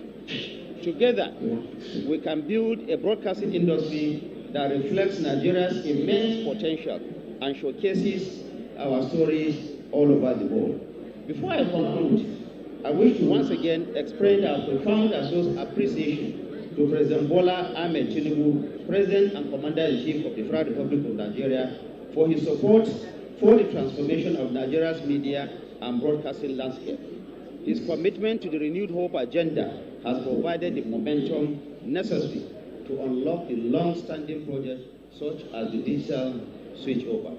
I also commend the National Broadcasting Commission, NICOMSAT, BON, ARCON, DGT, broadcasters, manufacturers, and all stakeholders who have contributed to bringing us to this important event.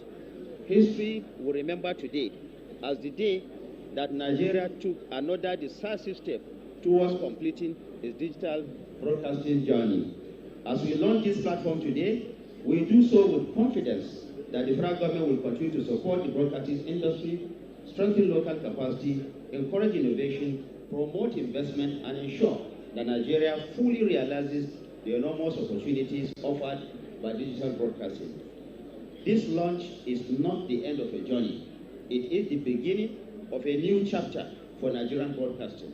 Together, we will build a broadcasting ecosystem that is more inclusive, more innovative, more sustainable, and better positioned to serve our people's needs.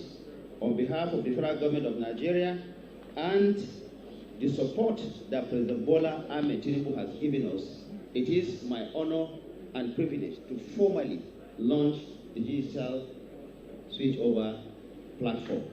Thank you and God bless. Even though the microphone wanted to resist, I refuse to answer the matter. Thank you very much. Thank you, Honorable Minister, sir. Yesterday he was given a title. We now refer to him as a father. Thank you so much. You've been a father. Your continuous support for this initiative cannot go unrecognized. Thank you, sir. Now, I don't know what's wrong with the sound, but we'll try and manage it. It is now time to invite the special guest of honor, the Deputy Speaker of the Nigerian House of Representatives, Right Honorable Benjamin Okezie Kalu. Please, can we give him a resounding round of applause as he comes for his own address? Thank you. Please.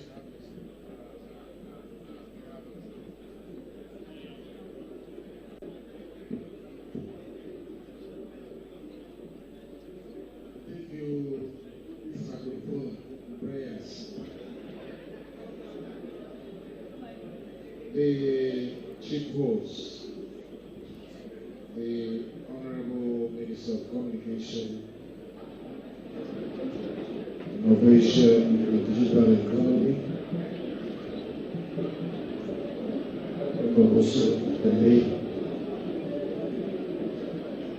I was thinking that the chief host is Honorable Minister of Information and National Orientation. Protocol, please take note. Alhaji Muhammad Idris. Let me say this before I continue that I like the synergy between the two ministries. We'll be here today with this kind of thing. People are not praying enough for this microphone. We'll be here today in this kind of decision between the two ministries. And that goes to show that Mr. President knows how to scout for the best talent. To be honest, I've been watching you since I came. Even before I came, your activities, the synergy is commendable. And I hope that other sister ministries and agencies will work the same way you are working. You set a goal, you push together to achieve it. We commend you. Director General, President, NBC, NTA, NOA, BOM, the Permanent Secretary, Federal Ministry of Communication, Innovation and Digital Economy, and Permanent Secretary, Federal Ministry of Information, National Orientation here present, heads of ministries, departments, and agencies of government here present, representatives of security agencies here present, the representative of EFCC here present, the representative of Controller General of Custom here present, distinguished media executives here present, development partners here present, invited guests, gentlemen of the press, ladies and gentlemen. Let me start by apologizing for coming slightly late. Like the minister explained, we worked till early hours of this morning. But the message of NICOMSAT, DG NICOMSAT, I hope I recognize you in that list of protocol. If I didn't, please forgive me. Her messages kept coming, reminding me that I needed to be here. And because I believe in what you are doing, I had to make that sacrifice to be here. Kindly accept my apology. I'm honored to join you on this historic occasion. making and marking Nigeria's official digital switchover. What we are witnessing today may appear as a technical milestone, but history consistently shows that the most consequential transformations often begin in precisely this way. Railways reshape economy, electricity transform productivity, the internet redefine modern civilization. The digital switchover belongs in that category of foundational shifts. This is not simply a migration from analog to digital broadcasting. It is policy and developmental threshold that separates nations that consume the future from those that actively shape it. In the 21st century, connectivity is a core determinant of national competitiveness. Data is a strategic economic asset, and digital infrastructure now stands alongside road, ports, and power as critical national. Nigeria is positioned to compete in this new era with a population exceeding 230 million people and one of the youngest populations in the world. Our greatest resource is not beneath the ground. It is the creativity, the resilience, and the intelligence of our people. Every day, young Nigerians are building globally competitive solutions in financial technology, in health innovation, in agriculture, in cybersecurity, software development, and artificial intelligence, demonstrating that Nigerian talent is already part of the global digital economy. This reality places a responsibility on public policy. Digital inclusion must be treated not merely as a technological goal, but as a matter of national equity as well as social justice. A child without access to digital network is increasingly excluded from education and opportunity, while communities without connectivity are disadvantaged in an economy that rewards information, that rewards access, that rewards innovation. The digital divide is therefore no longer a technical gap, but a development gap. The digital switchover advances this response by unlocking the digital dividend from analog transition, including spectrum, that can be repurposed to expand broadband, deepen connectivity, and stimulate economic activity. Spectrum is not merely technical. It is a national economic asset with direct implications for education, healthcare, commerce, and national security. Recognizing this, the National Assembly is translating policy understanding into legislative action. Under the leadership of the Speaker, Right Honorable Abbas Tajuddin, the 10th House is advancing reforms to strengthen Nigeria's digital future, including stronger data protection and cyber security, incentives to expand affordable broadband to underserved communities, legislation to promote local digital content and skill development, and updated spectrum management, policies to ensure efficient use of national digital assets across broadcasting, across telecommunication, and across satellite services. This legislative direction aligns with the broader vision of the Tinubu-led government, which has placed the digital economy at the center of Nigeria's economic transformation agenda. I commend President Bola Ahmed Tinubu for prioritizing a digital-led growth strategy within the Renewed Hope agenda aimed at expanding economic growth and strengthening global competitiveness. The National Assembly continues to work closely with the Federal Ministry of Communication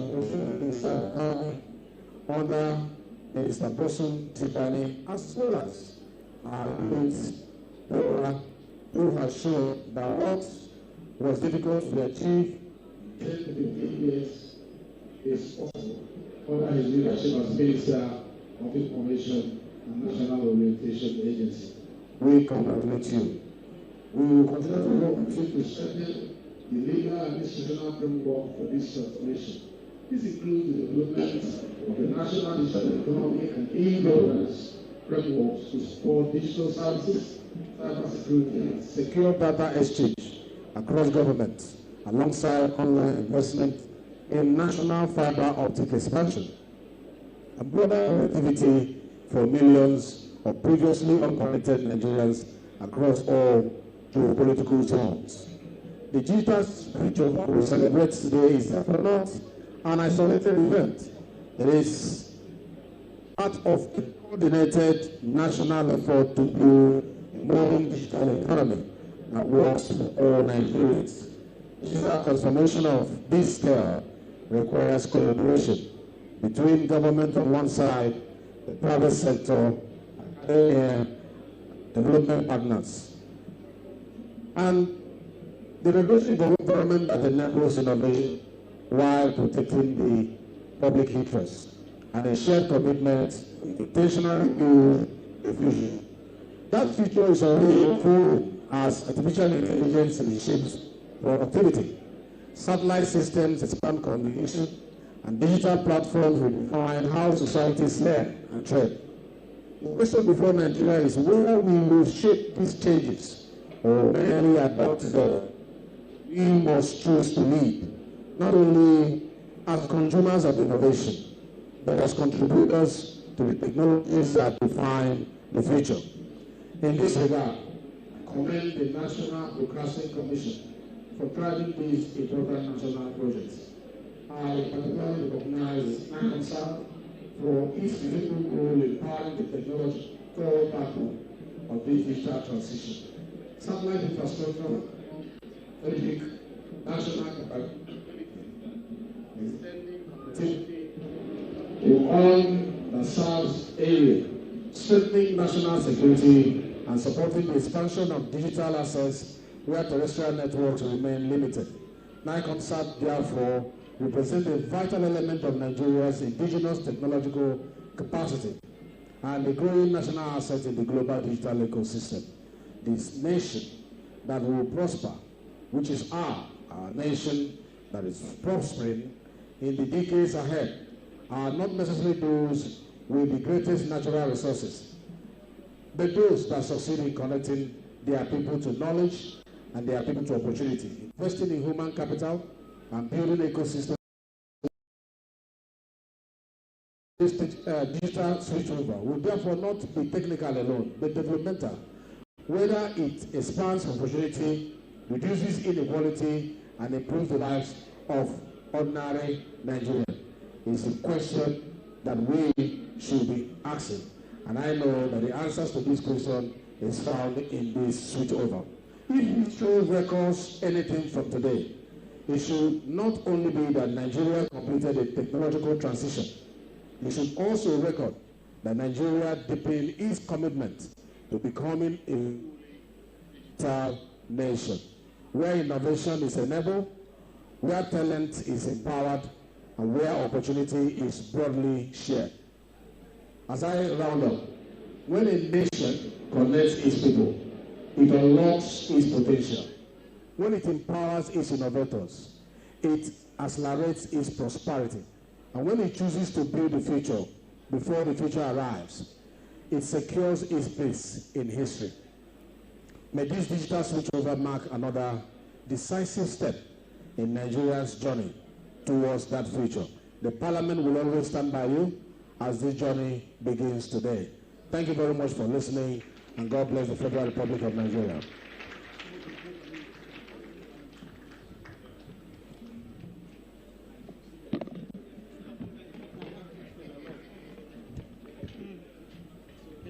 Thank you very much.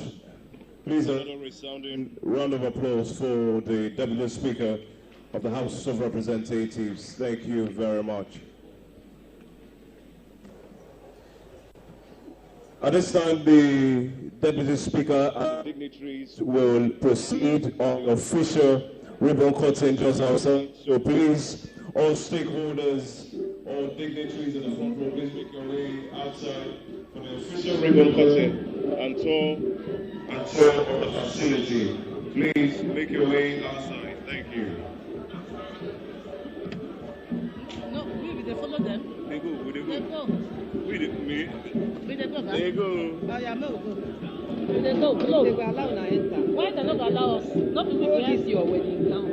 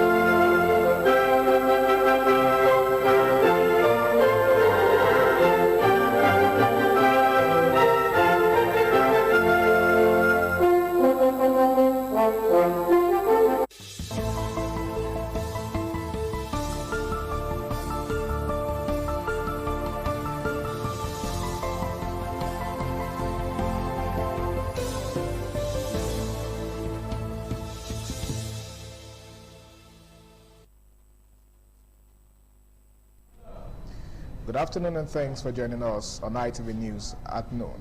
I am Harry Iboje.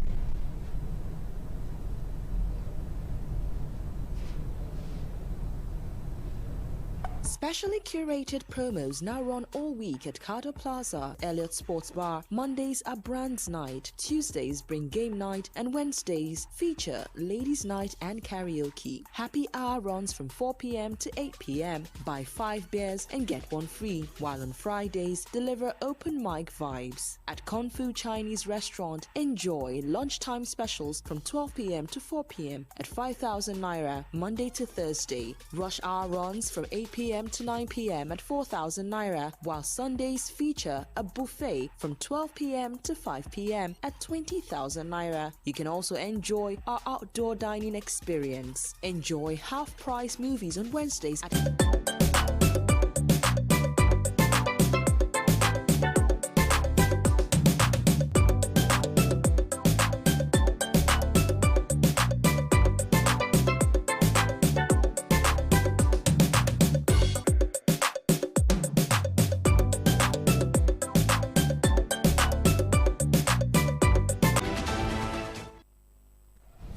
Many thanks for joining us.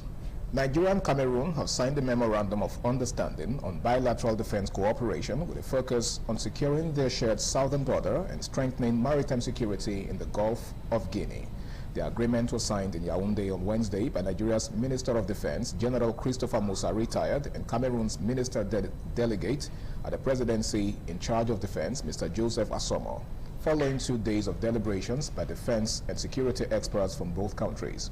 According to a statement on Wednesday by Musa's media aide, Lia Katong Babatunde, the MOU establishes a framework for cooperation across terrestrial and maritime domains and covers intelligence sharing, operational coordination, logistic support, joint military training, personnel exchange programs, and collective response mechanisms to emerging security threats.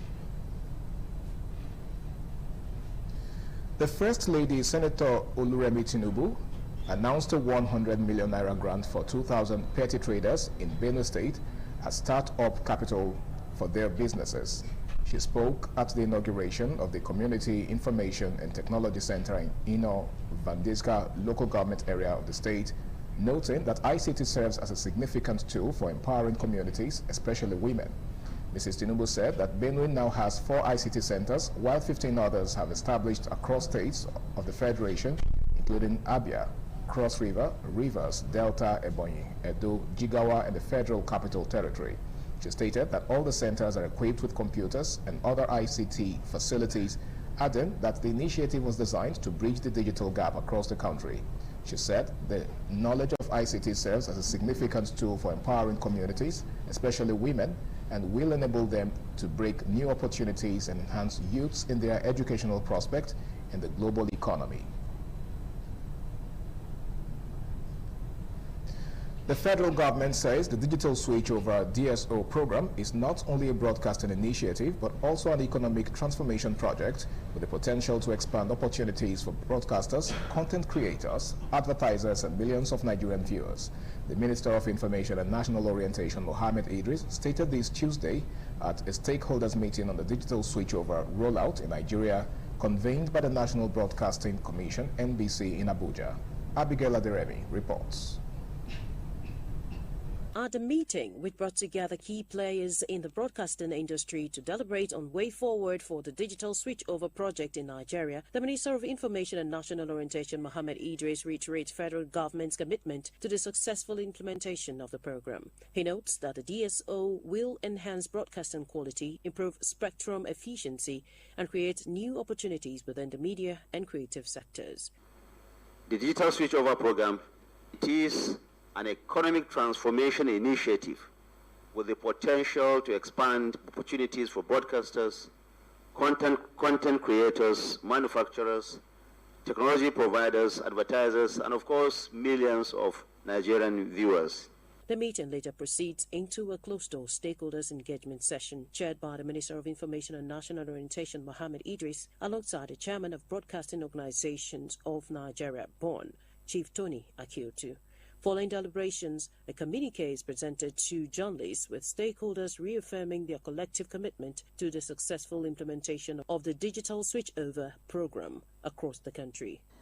The digital switchover project remains necessary and desirable for Nigeria. That the transition should prioritize national interest and industry sustainability.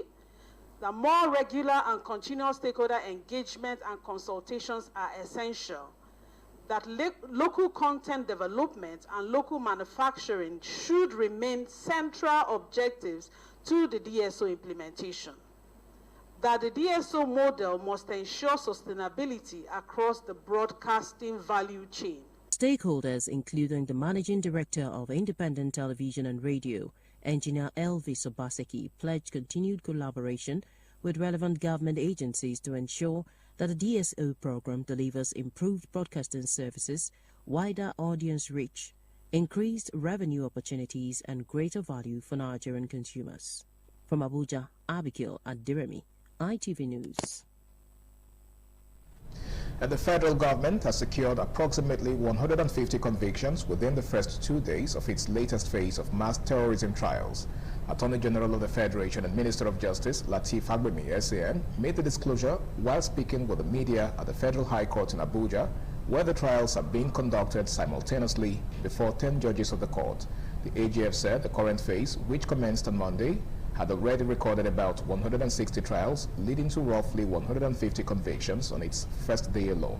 He added that proceedings on Tuesday brought approximately 300 cases before the courts, with another 84 cases expected to be concluded before the close of the day. Fagbemi appealed for patience from members of the public as the exercise continued, stressing that the initiative reflected the government's commitment to justice, accountability, and the rule of law. The current phase of trials is expected to run through Thursday, with the overall exercise scheduled to last 1 week. And home in Edo State, which has intensified its campaign against crime with the demolition of a building allegedly linked to cultism and ritual activities, while another property connected to the same investigation has been sealed in Uromi, Issa Northeast local government area. The operation was carried out under the state's ongoing Operation Flush Out Kidnappers and Cultists, involving personnel of the Edo State Security Corps, the Nigerian Police Force, and other security agencies. Ikpongo Saugiagbe has more. Demolition of a building allegedly linked to cultism and ritual activities. Security officials say the action followed intelligence gathering and extensive investigations which linked the affected property to suspected criminal activities. Speaking during the exercise, the Secretary of the Edo State Security Squad, Barrister John Izegagbe, said the operation was carried out on the directive of Governor Monday Ukpewulu as part of efforts to rid the state of criminal elements. Authorities disclosed that a decomposed body identified as that of a gateman, Mida Danladi, was discovered inside one of the seed buildings located in Ewuji, Uromi. Upon investigation, the police from Uromi discovered a decaying corpse in this building. The suspects, identified as Ewe Favor and Ewe Bright, are currently at large. Further investigations led security operatives to a bungalow located on Dr. Eberson Street in Uromi, which authorities alleged is connected to the fleeing suspects. The building was subsequently demolished. Officials claim evidence recovered from the property suggests it was being used as an initiation ground for court-related activities. Items reportedly recovered include laptops, machetes, battle axes, native pots, candles, identity documents, photographs, and a red-colored liquid suspected to have been used for ritual purposes. Upon further investigation, we discovered that Airway Favor and Airway Bright, there have been serial killers, ritualists, and Yahoo boys and cultists in this town. The Edo State government says investigations are continuing and has reiterated its commitment to dismantling criminal networks and strengthening security across communities in the state. Ikmomosa Ugiagbe, ITV News. And now to the ever-buzzing world of sports, where Lionel Messi became the World Cup's joint top all-time scorer with a hat-trick as reigning champions Argentina began their defense with a statement victory over Algeria, making his 200th appearance for his country, Messi scored his first hat-trick at the World Cup. It created a piece of history as the 8-time Ballon d'Or winner took his World Cup goals tally to 16, moving him level with Germany's Miroslav Klose as the all-time leading scorer in the competition's history. Messi curled home a wonderful opener in the 17th minute on the night when he became the first player to appear in 6 World Cups. Argentina's second came from close range on the arc mark when Messi pounced on a mistake from Zidane before he called in on first cup treble. Messi curled home a wonderful opener in the 17th minute on the night when he became the first player to appear in 6 World Cups. Having made the winning start in Group J, Argentina's next phase matches against Austria and Jordan. And that's it on ITV News at noon. Many thanks for watching. I am Harry Igbo. Good afternoon.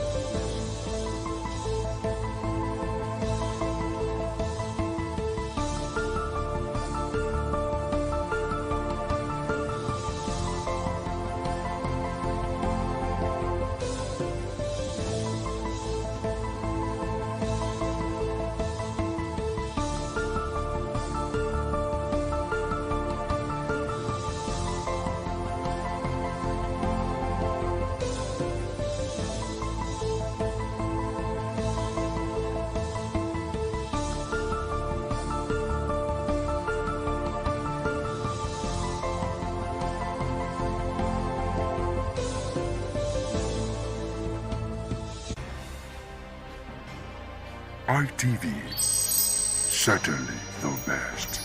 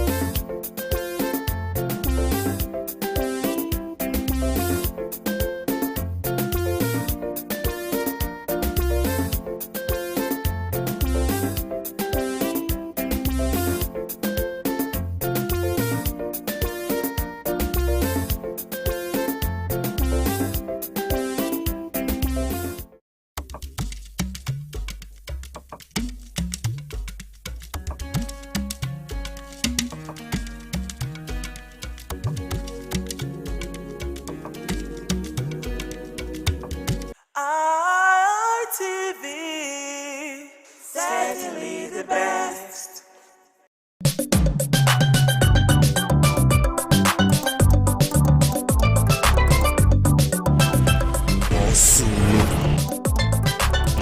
Only God can do what no man can do. However, Nigerians can no longer pay for transport. However, Nigerians be want come out for house, may they go hustle for their daily bread.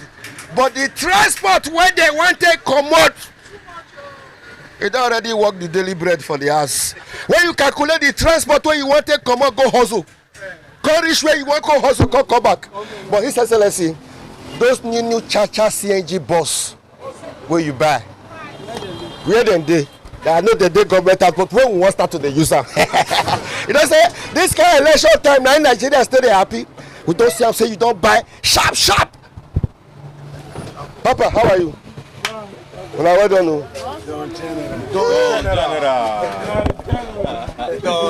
Anyway, you do for Nigeria, they watch us for ITV, for Facebook, for YouTube, they watch us online. We must continue to thank you. This bus don't reach like 10 years now. Now the former governor. Abi? Don't reach 10 years? They go 16 years. This bus don't go 16 years. 16 years. Let me say we are due for new one. Yes. Overdue. That's why Akpakomiza don't go carry some come now. That one not they use diesel and fuel. And I CNG. I been an electric bus. Our governor go buy also. That's CNG. 100 naira. No, not be 100 naira. For this election time, a free Mayala. No, for this election time, from now till January 16, now free. If they not carry us free, we'll change that for them.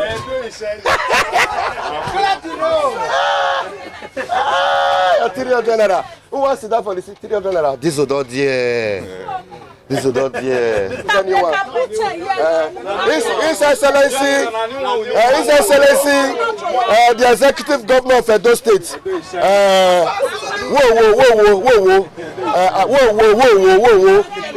Whoa. I beg, those new bus bring and come out, make them go pack all this one.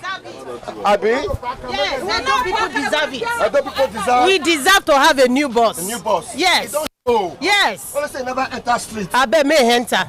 May enter. What they pay you for back? If they pay me for, if I don't even get space to pull my leg. You know, see. They should. Prepare and add it to you. No. Also, waiting they have. Comfort. Okay, this your son. No wonder. Okpa was the try for me. Yes. What you try for you? My brother. Okay, but the transport, you know, say transport. This is not there. No option this one. This is not there. 200 naira. From where to where? From AVP to. Oh my governor, you should be ready to lay good foundation. Earlier the better. Because in the nearest future, you become one of the leaders. So we are praying. Amen. I know say you don't buy, but bring them out. Bring them out. I don't say they shine. I know it's shining. One light, but hunger day.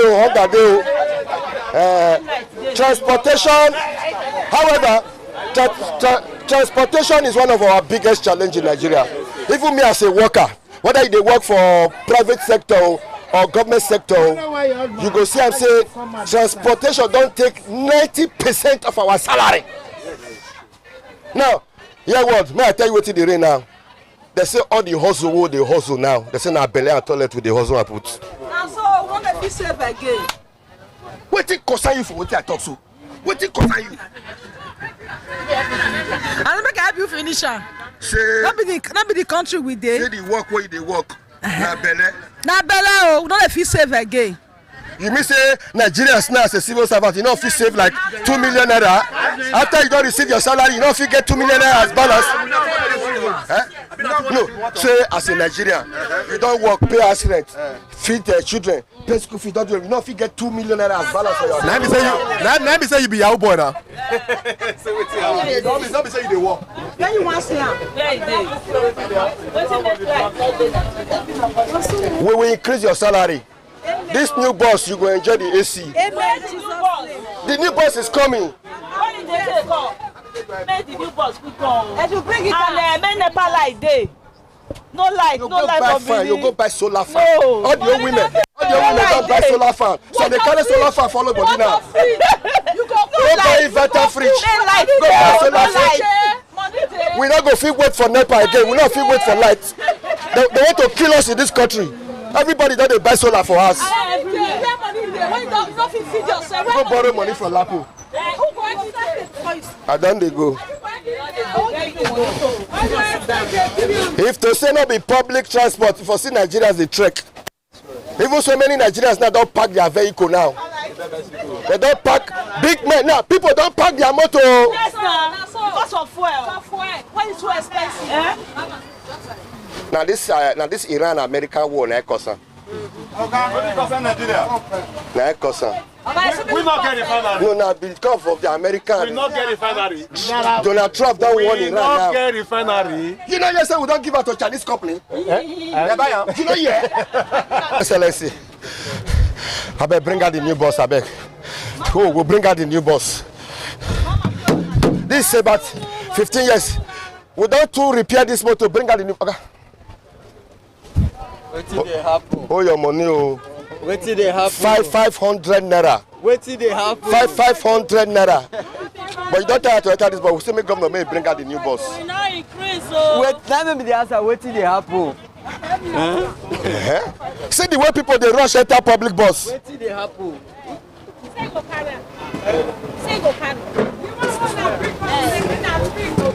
Now, no, it's SLSC. As an area journalist, as an area journalist, this new bus, so make Edo people enjoy this bus till the end of this year. In fact, till January 16th.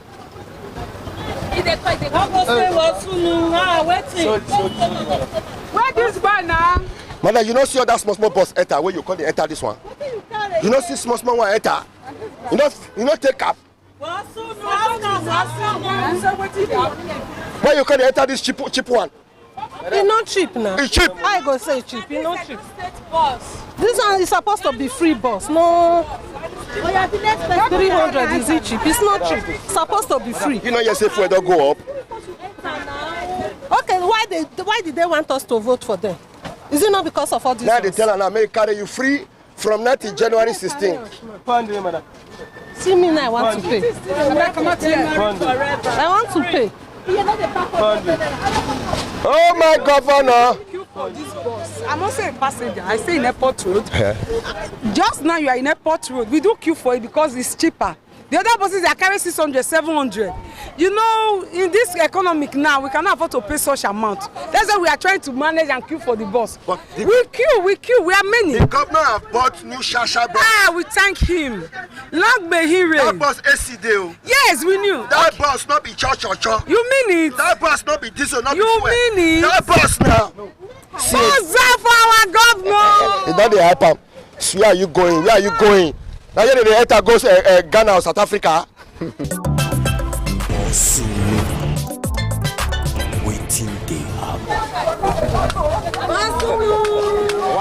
I want to personally warn and tell you people the truth and nothing but the truth. Santana. Madam, how business? How you the family? People they complain. I'm not talking now. People they complain. Say that they sell Santana, where don't if they buy a rich ass, you call risky. Government wants start to call the checker now. Government wants start to check the Santana now. We trust what we do because we they eat from inside the Santana. We they eat from inside. So me now, I go do what's no good. I'll come and eat from inside. I eat from inside. If I buy this Santana go us now, like how many days if you stay for us? Like this one will be like this now. If you stay 1 week, nothing will do. 1 week? Yes, nothing will do. He gets stash. The one where no get stash, 3 days he don't dey pere. Okay, may I tell you now what people when they chop Santana they complain.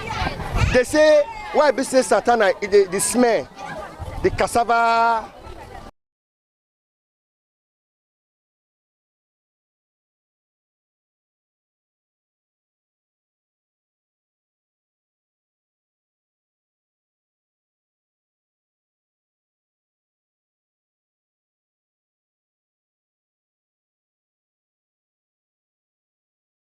Scent, it is scent where.